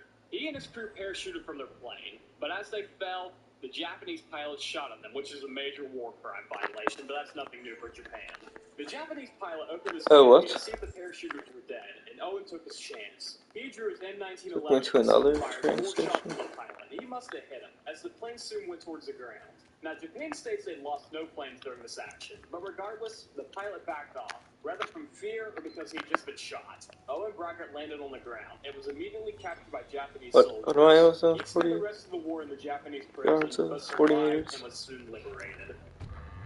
Why are we using metric in the US? They switched from Imperial? The Throughout World War II, hundreds of thousands, if not millions of soldiers spent time as a prisoner of war at some point. Some of them made it out of their prison, but not everyone was so lucky. Andres Toma was the last prisoner of war to be released, and he was released in the year 2000. Oh, He was scheiße. captured on January 11, 1945, and was placed in a POW camp. Because of his illness, he was quickly transferred to a military hospital. In 1947, 2 years after the war ended, he was moved to a psychiatric hospital. He was kept there for 53 years because he was thought to be speaking gibberish. He instead was speaking his native language of Hungarian. He was released in 2000, and he died 4 years after this.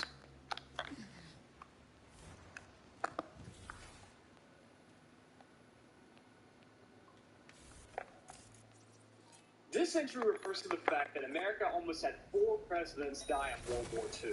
We discussed George H.W. Bush way back in Tier 3 with the Chickajima incident, when his plane was shot down and he was almost eaten. But Lyndon B. Johnson was another president who almost died. LBJ did not see active combat during the war, as he was an intelligence officer who sometimes went on bomber runs to watch the action. Before the Wabash cannonball, the B-26 riding home took off, he had to use the restroom. When he finished, he returned to the plane to see a fellow observer, Francis Stevens, took his spot. LBJ shrugged it off and went to another plane, and that saved his life. Later in the day, Is he using his hand Devastan? and the entire crew was killed. The third president who almost died was Gerald Ford. Ford joined the U.S. Navy soon after Pearl Harbor and was stationed in the Pacific. On December 18, 1944, Gerald Ford's ship was one of the many that was struck by the Typhoon Cobra, a massive storm that destroyed many ships, injured hundreds of soldiers, and killed 790. And Gerald Ford could have easily been 791. Finally, the last president to have almost died in World War II is JFK. On August 1st, 1943, JFK had his patrol boat rammed by a Japanese destroyer, completely cutting it in half. 5 sailors, including Kennedy, clung to the ship's debris, and they swam to a nearby island. The small band of soldiers spotted 2 island natives, and they discovered they were working with the Allied powers. JFK carved a plea for help into a coconut and gave it to the natives to pass along. On August 8th, a week after sinking, JFK was rescued, and he received the Purple Heart for his bravery.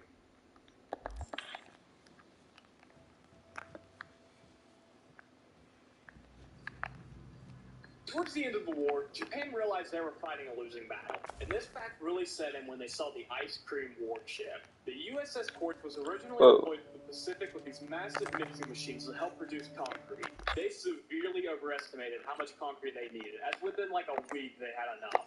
But a new problem started to arise. Soldier morale across the board was dropping. So, the USS Quartz, with their massive mixing machines, was converted to an ice cream barge. With its mixers, it could produce 10 gallons of ice cream every 7 minutes. And to top it off, they had different flavors. So here's Japan, on the brink of economic and social collapse. And here's the United States, with a warship dedicated to the production of a luxury item.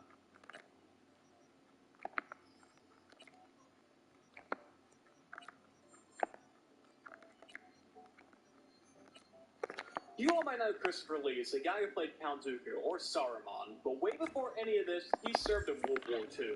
He was an intelligence officer that worked with the Royal Air Force, and after the war ended, he used his skills in language to track down Nazi war criminals. Now we'll discuss Ian Fleming, and if that name sounds familiar, good, it should, because that's the guy who created James Bond. Fleming said he based James Bond off the exploits of his step-cousin, and guess who his step-cousin is? That's right, Christopher Lee. But to continue with his film career, while playing Saruman, his character was stabbed. Peter Jackson gave him advice on how to act, and he had this to say. It ain't working? Jesus. Why, I can tell you how to fix it if you really want to fix it. Old people need help with this stuff sometimes. Because the press will not be popular.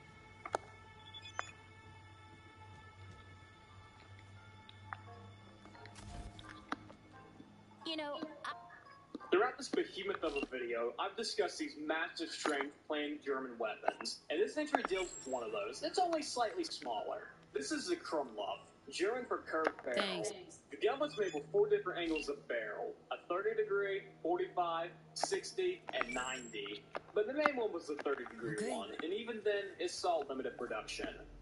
So, switch.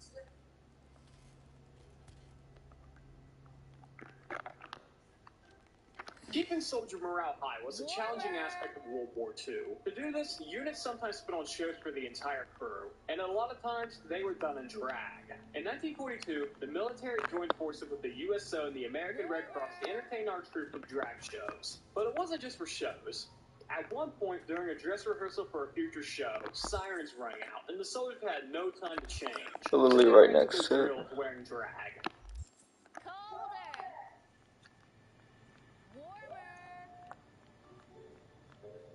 Have you seen this photo of the man who refused to salute the Germans? This is August Landmesser, and he's got a great story. It doesn't start off great, though, as he joined the Nazi Party in 1931. He left 4 years later after he married a Jewish woman. But under his nation's laws, he could not officially marry her. The photo was taken soon after this, at a shipyard in Hamburg, as a newly built battleship was leaving, and you can see August refusing to salute. The couple had children, and while his wife was pregnant with their second, the military joined forces with the USO and the American Red Cross to entertain our troops with drag shows. But it wasn't just for shows. At one point, during a dress rehearsal for a future show, sirens rang out, and the soldiers had no time to change. So they ran to their drills wearing drag.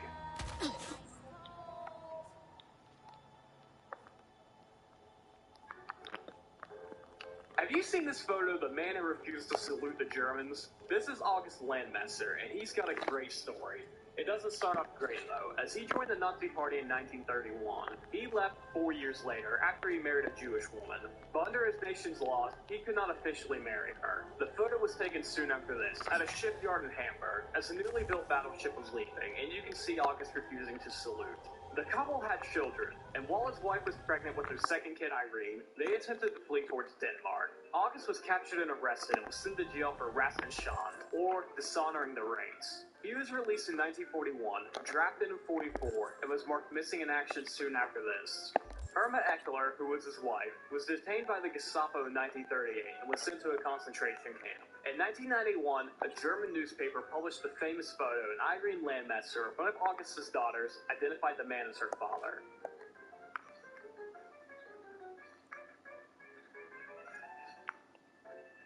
Ivan Pavlovich Sereda served during World War II, but he was never meant to see action.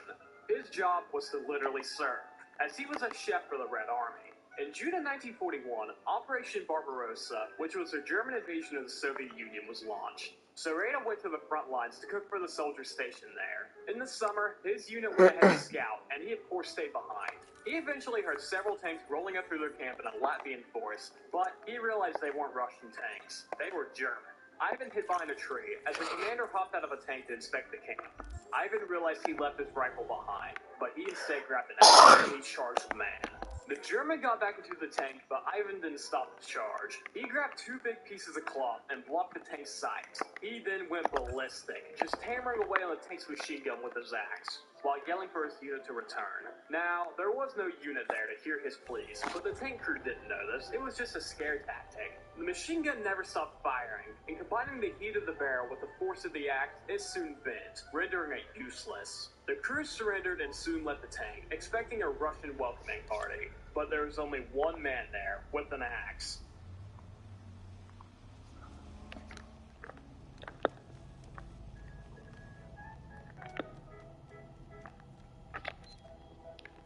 Have you heard the myth that carrots improve eyesight? It is a myth, by the way. Carrots do not actually improve eyesight. The lie was invented by Britain during World War II. The myth was made by the Air Ministry to prevent the Germans from finding out they were using radar to intercept bombers on night raids. Britain instead issued press releases stating the British pilots were eating lots of carrots to give them night vision. This fooled the British public, as well as German high command, and the myth went on from there.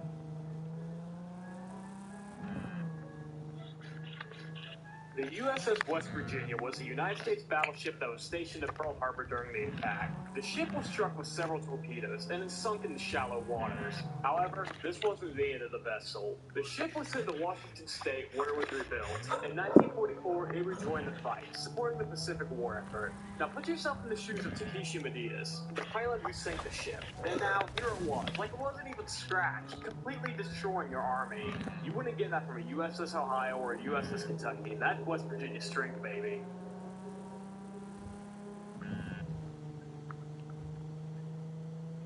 I am incredibly surprised this was not on the original tier list. I mentioned it way back in the beginning with Daiglocka, but now it's got its own entry. Operation Paperclip is a program implemented by the United States at the end of the war. The goal was to recruit German engineers, scientists, and technicians for new positions in the United States. 1,600 personnel, along with their families, were brought to the country. One of the most well-known recruits was Werner von Braun, the developer of the V-2 rocket. Because of this, he was given a job at NASA as a chief architect on the Saturn V, which was the first rocket to land on the moon with people aboard.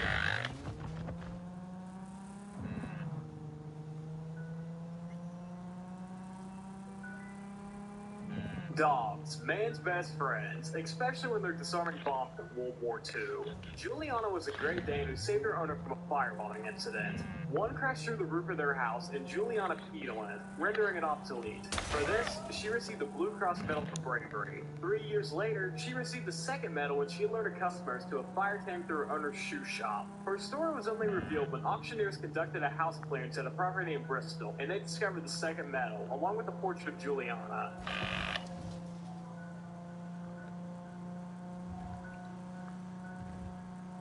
Across the 6 years of World War II, countries entered at different stages of the conflict, but some of them really took their sweet old time. Germany surrendered in May of 1945, and between January to that date, 10 countries declared war on them, with the latest coming from Argentina on March 27. One day after Nagasaki was bombed, Mongolia declared war on Japan. And on August 15th, a week after the atomic bombings, Vietnam declared war on Japan. That was the last formal declaration.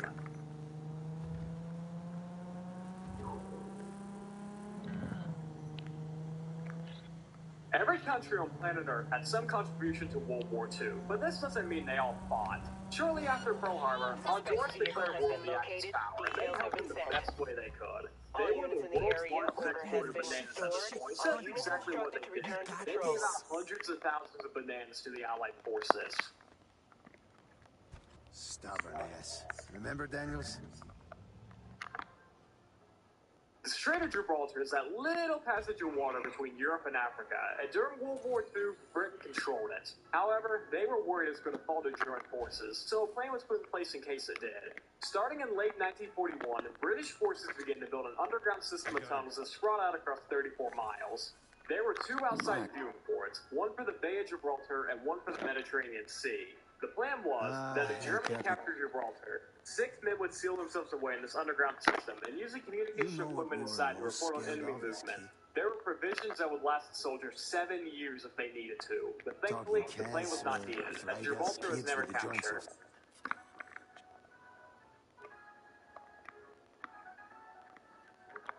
The Swing Youth, or Swingjuden in German, was a rebellious subculture primarily composed of teenagers and young adults in Nazi Germany. The Swing Youth rejected the strict ideology imposed by the regime, and they instead embraced Western-style swing and jazz music, fashion, and lifestyle. They organized secret gatherings in private homes and clubs where they would listen to band music, dance, socialize, and express their defiance of Nazi restrictions. Unfortunately, as the war progressed, the Swing Youth faced increased scrutiny, with many members being arrested, sent to concentration camps, or being drafted into the military.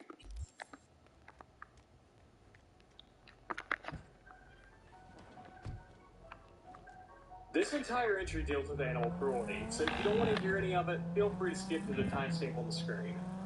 When the Germans advanced towards Moscow in 1941, Soviet troops didn't lack any effective anti-tank weapons. Out of desperation, highly trained military dogs were used to destroy the enemy. The dogs were strapped with explosive devices and were trained to climb under German tanks. By 1943, the Red Army was receiving more effective anti-tank weapons, so the practice of blowing up dogs thankfully stopped.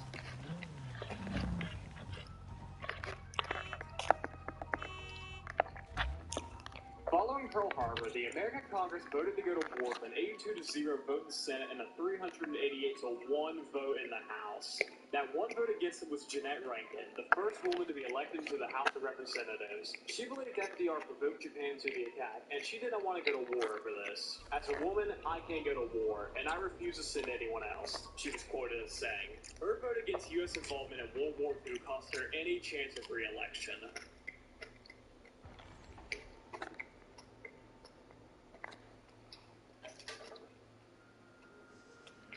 In In the fall of 1943, Jewish Italians were being rounded up and sent to concentration camps, and one doctor did what he could to save them.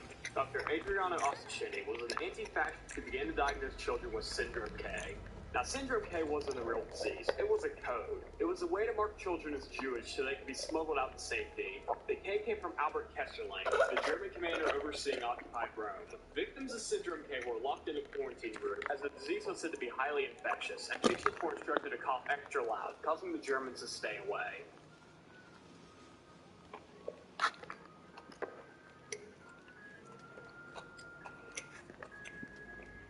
After Hideki Tojo was captured by the United States, he received varying degrees of medical care, including a new set of dentures. Jack Mallory, a U.S. Navy dentist, was assigned the task of treating Tojo a new set. Spurred on by a fellow dentist and roommate, George Foster, he was encouraged to write a message onto the fake teeth. Remember Pearl Harbor. But knowing it would be discovered, they wrote it in Morse code. Mallory wanted the prank to be kept secret, but a colleague mentioned it in the letter home. Eventually, the story came back to Mallory's superiors. While he expected the worst, he recalled his supervisor laughing, saying, "That's funny as hell." Mallory was shocked by the response, but was still ordered to remove the message. 3 months after Tojo received his new teeth, Mallory had him woken up under the pretense of emergency work needing to be done on his dentures. Without the former prime minister even knowing it was there, Mallory was able to grind down the code. Jack Mallory never received any form of reprimand for his prank, and he returned to the United States in 1947. He set up his own dental practice and ran it until his death in 2013.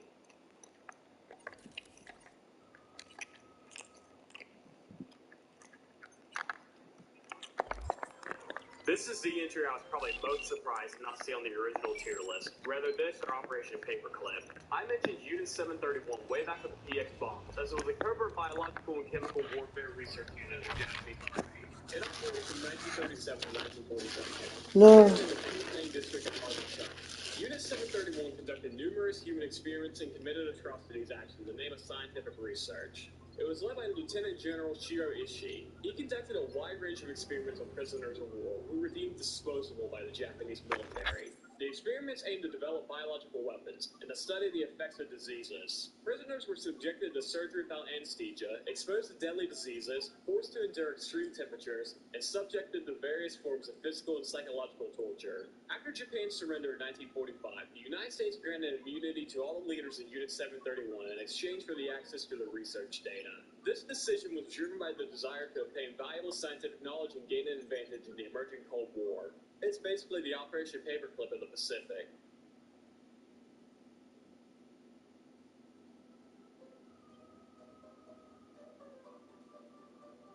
I know this entry might sound a little questionable, but I can tell you right now, nothing exciting. Post-World War II Hungary had seen the highest rate of inflation ever recorded. In 1944, Hungary's highest banknote was 1,000. By 1945, it was 10 million.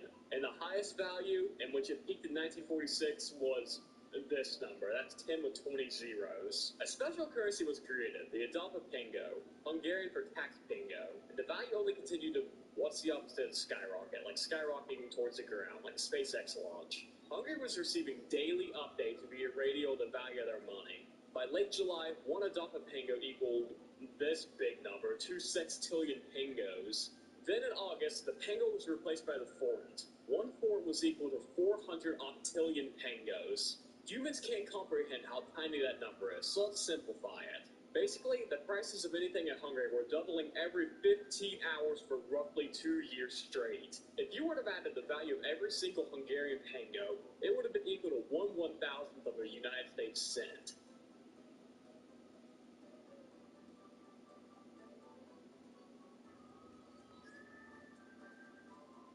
Keeping on the theme of inflation, Operation Bernhard was a plot devised by Germany to ruin the economy of Great Britain. The operation was named after Friedrich Walter Bernhard Kruger, a Nazi and an overseer of the operation.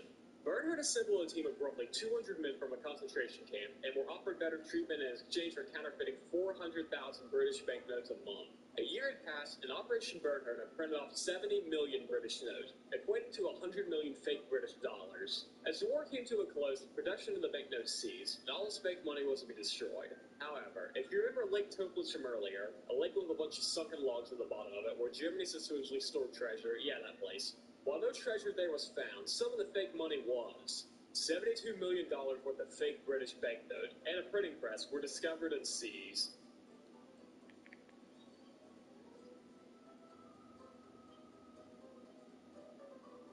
This is probably the strangest plot any foreign government has had to take out a foreign leader. British agents came up with the idea lacing Hitler's food and drink with estrogen. The idea was that, over time, he would take select estrogen, they would decrease his testosterone, and therefore would mellow him out. Also, estrogen is tasteless, so he wouldn't even notice it in his food. This was just an idea, and was never attempted.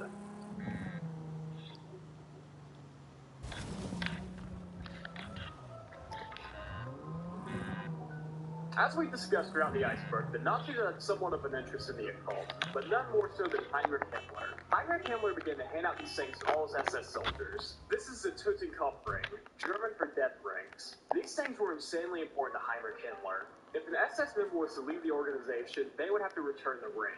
But even more surprisingly, if an SS soldier were to die in battle, the ring's retrieval was treated as a top priority. Apparently, I use that word a lot. Himmler believed that since the rings were packed full of runes, it would absorb the energy of the fallen soldier. At the end of the war, Himmler had all the rings glass sealed to a mountain under the Wewelsburg Castle.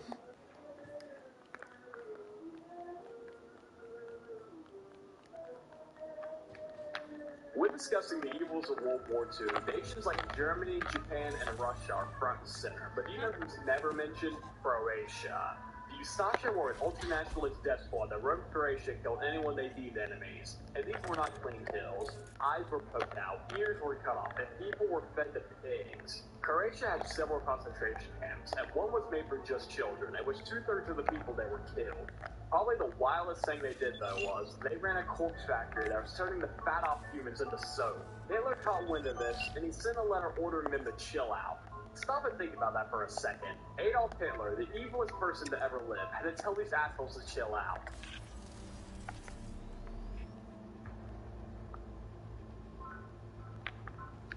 And here we are, the final example of German occultism on the tier list, and it deals with Heinrich Himmler's search for Thor's hammer.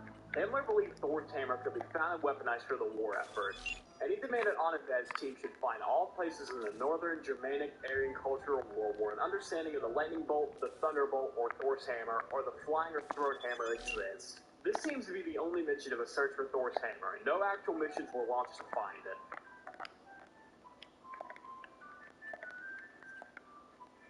And finally, entry number 150, the final one we're going to talk about, and it's the fact that World War II is still happening.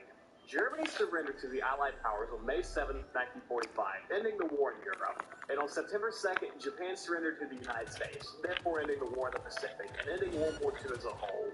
At least, that's the accepted narrative, because if we want to get super technical, World War II is still ongoing, and it's being fought between Russia and Japan. On August 7, 1945, Russia declared war on Japan. The two briefly fought each other in Mongolia before Japan surrendered, but they never surrendered to Russia, only to the United States. And 78 years later, they still haven't. The reason they haven't surrendered yet is because of the Kuril Islands. Russia and Japan both claimed them as a part of their territory, and they refused to let the others have it. During the Russo-Japanese War of 1905, Japan defeated the Russian Empire and claimed the Kuril Islands. Japan then held the islands until the end of World War II, in which Russia refused to sign the peace talks, but they didn't get them back. Another attempt at a formal treaty was made in 1956, but the U.S. intervened to prevent Russia from gaining any more land. Today, the islands are still disputed, and World War II is still ongoing.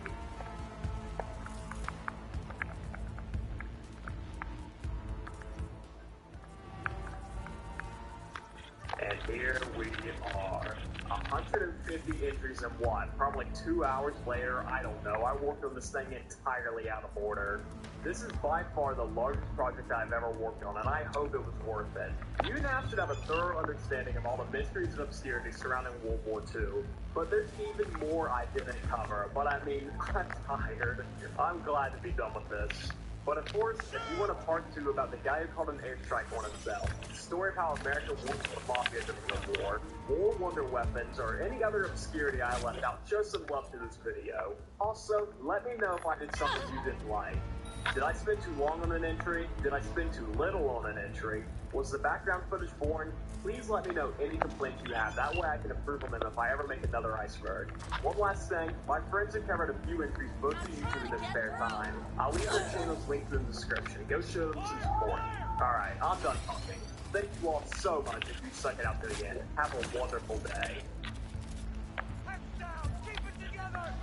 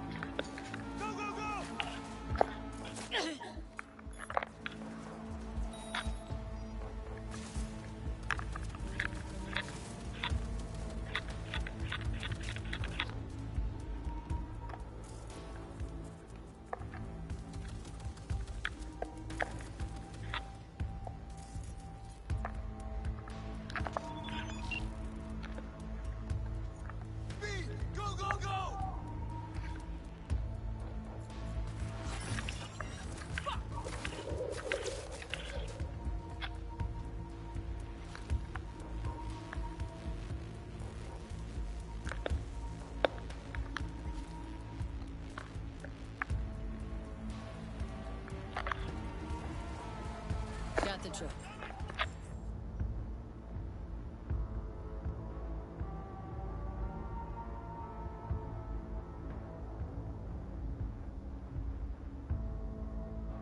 He sent me money to buy a car. How much would you send me?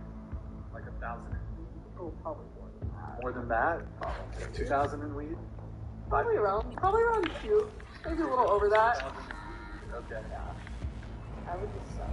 Oh, I So he cheated on you, but he still sends you money, and you guys broke up, and he also sends you drugs. Okay. Don't make it sound like that. It's not like that. That's literally what's happening. It's a federally legal drug now, but What is a drug? Federally legal? Not federally. No, not federally legal. It's federally illegal. So, question. You were dating this guy, most recent guy, since June. Did the guy, your ex-boyfriend, send you money or weed during the time period that you were talking to this new guy? Yes, but I never asked for any of it, and I never asked for any of it. I've never asked for money. No, I've never asked for money. I've never asked him to send me weed. When I cut him off of all contact a really long time ago, and that's probably when the packages started rolling in because he had my address, and so there was no like verbal contact. Like we weren't speaking, but I would get a letter, and he would talk to me, and then he would include like maybe a couple grams, and then it said be more, and then this is wild. Would you write him back? Wait, hold on. This is wild. Like, not only okay. Earlier I said dating on easy mode. You have life on easy mode. Like, you have broken up with this man, and he is sending you thousands of dollars and marijuana. Huh? Like, what? Women don't send me shit when I break up with them. To be fair, I don't think he's ever. To be fair, I don't think like anybody's ever gone through like some of the stuff I went through in that relationship. Like, I think he feels really bad for a lot of what he did. He's trying to make it up a lot of it, and I mean, like, he's a great person. I feel like that takes really selfless to do that. So. I mean, he's trying to get back with you, though, right? Maybe. I would never let money make me get back together with someone. I told him that. Like, it doesn't matter how much money you send me. It'll never make me want to be with you. But you just make it better, Joe.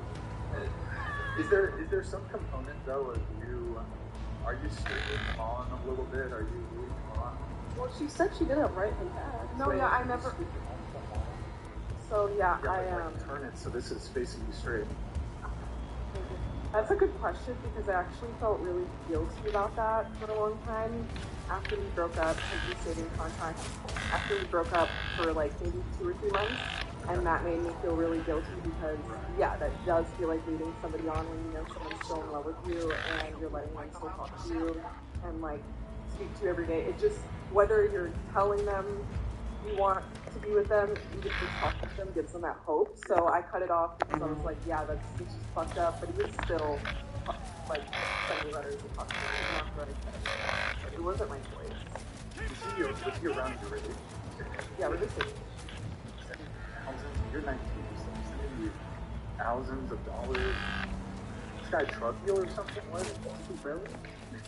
Yeah, he's a drug dealer. He's a fucking drug dealer. He hit you up on fucking Telegram. That's how you know he's a plug.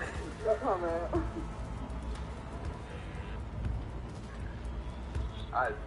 Okay. I'm constantly surprised by this shit. Okay. Well, hey, good for you. You're making some money. Okay. You wanted to talk on, let's see, you pre-show notes to us. There's so many pre-show notes from all you. Thank you guys. I'm not sure I'm going to cover everything, but actually, we're going to go around the table, get everybody's relationship status really quick. Really quick before, though, I'm going to do this chat. Vivina, hey, thank you so much for the donation. Brian, do you just say you prefer under 5 feet to sound as crazy as the 6 foot preferences girls have? I've watched over 70 of the shows. Q-Pill. Whoa. First off, Q-Pill is a top tier guest. Vivina. Q-Pill is a fucking Giga Chad. And I will not tolerate this. Davina, you need to respect. You need to apologize to Q. Here with the bottom tier push. Whoa. Drop your Oh my god. Wait, Damn, you literally said you prefer short girls though. I do. But like, you're 5'2", right? Yeah. How tall are you? 5'1". Sorry, you guys are way too fucking tall. What the fuck? I mean, I like short guys. You guys are way too tall. I like white guys. So, it's not like... Oh, scheiße. I'm not trying to like... That's not what I'm getting at. It's kind of good, but... Please tell me that's a quick hack. Yeah, okay, so... He literally talked about this too. If you're not like 4'11". No, I mean, I kind of joke a little bit about it because it's kind of the mirror image. You don't often hear like men having super strong height preferences. So when I say like, in the same way that women will reject men for not being over 6 feet, I'll reject women for being over 5 feet. It's revenge. It's revenge preference. What if a girl is like? What if a girl is like my height, but she's gonna be 3 or 4? Doesn't matter. Like, I like short. Sorry, collateral. You're too tall. In the same way, like you know how long women will be like, oh, he's too short. Yeah, you're too tall. Sorry. Well, I'm blessed. Step it up. Okay, it was a quick hack. Like my ex was 5'6". Okay. Cool story, bro. Yeah. No, but when it actually comes to height, I do have a slight preference for short women. So you like short? Do you want to hear my preferences here? Let me get my list. Let's get your Let time. me get my fucking list here. I have it written down. Pull it out. So this is like your perfect woman written on. There's no such. Not perfect, but like someone you would prefer. Where's my notes? Hold on. Okay, here. You ready, guys? Okay, here's what I want. So we'll start with looks. I've written this down. Wait, don't read. What if he has the same type though? Oh, okay. So any race is fine. Okay. But slight preference for Asian women and white women. Slight preference for petite, fun-sized, short women. Fun size? 5'2" is a bit tall, but you know whatever.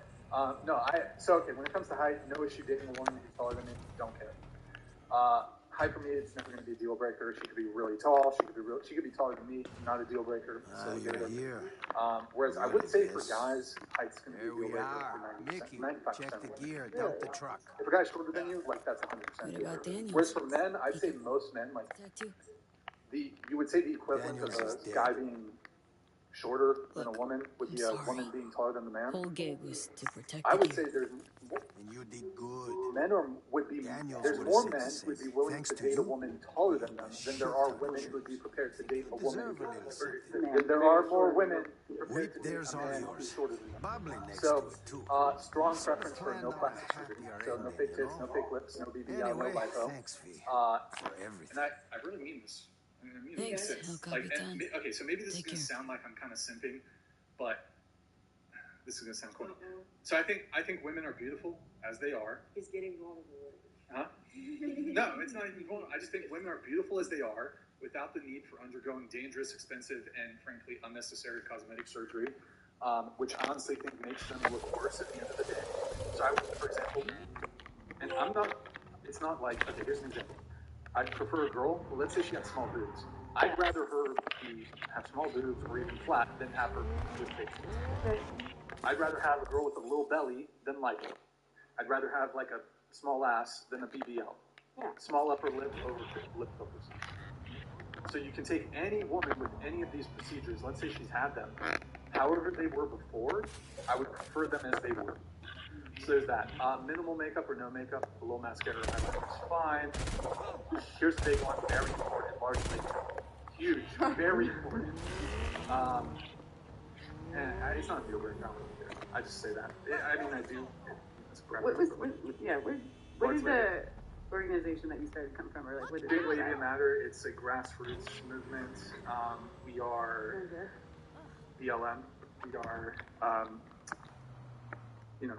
Yep, that's the one, big lady. We're under construction. We're still getting set up, but you know it's going to be big in a couple of years. They're going to be people in the streets.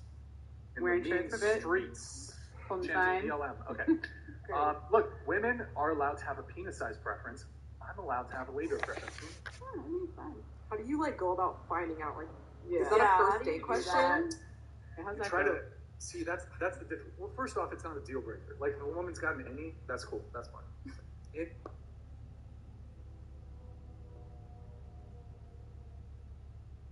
I do. What? I'm allowed to have a labia preference. I'm allowed to have a labia preference. Y'all be talking. What? Well, go ahead. What's up? No, say it.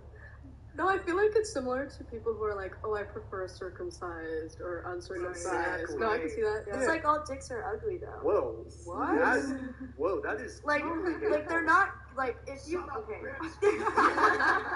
Wow. Listen to me. I'm not like they're cool or whatever, but like in general, like no vagina or dick is like genuinely good looking, I guess. Disavow. Like personally, like when I look at a dick, I'm like, I'm not gonna be like, oh, it's cute. Oh my god, it's so You've pretty. never seen just a beautiful cock? You've never seen an attractive looking penis? Like, no. They feel good, but they don't look nice. What about the Statue of David? The fuck is that? You don't know the Statue of David? He's got, I mean, it's like he's flaccid, so I don't know. You've probably seen it. Okay. So, okay. But I'm just saying. No, Nick, don't pull it up. I heard you typing, Nick. We're going to get in trouble for that one. Can you just blur it out? I feel like YouTube is so whack. Let's see what it looks like. Don't do it. I mean, we'll get in trouble. But I'm just saying, like, what's up? Like, why would you? Vagina's a vagina, you know. Look, it's not a. I'm down with innies. I'm down with outies. I'm down with middies. That's kind of like in the middle, right? It's in the middle. How do you know about that? It's like not a full blown outie, but it's look, it's a sad state of affairs that women are shamed if they have a large labia. It's very sad. In the same, like I don't think anybody, man or woman, should be shamed for their genitalia. Like if a man has a micro penis, he got uncut. That was a little tough. Oh, that's interesting. Kind of. He has a micro. Well, he's flaccid, guys. There's probably cold back in the day. He's naked. You got global warming or whatever that shit is. No, but it's crazy though to see like how like what's it called? Like our like beauty standards have changed over the years, right? Because we see like statues of like that were created, I don't know, hundreds of years ago, and then versus like today's beauty standards. That's right. Actually, and if you look up statues of women from back in the day, son, they didn't have these big, like, giant, big titties on. They had like small. teacups. Yeah.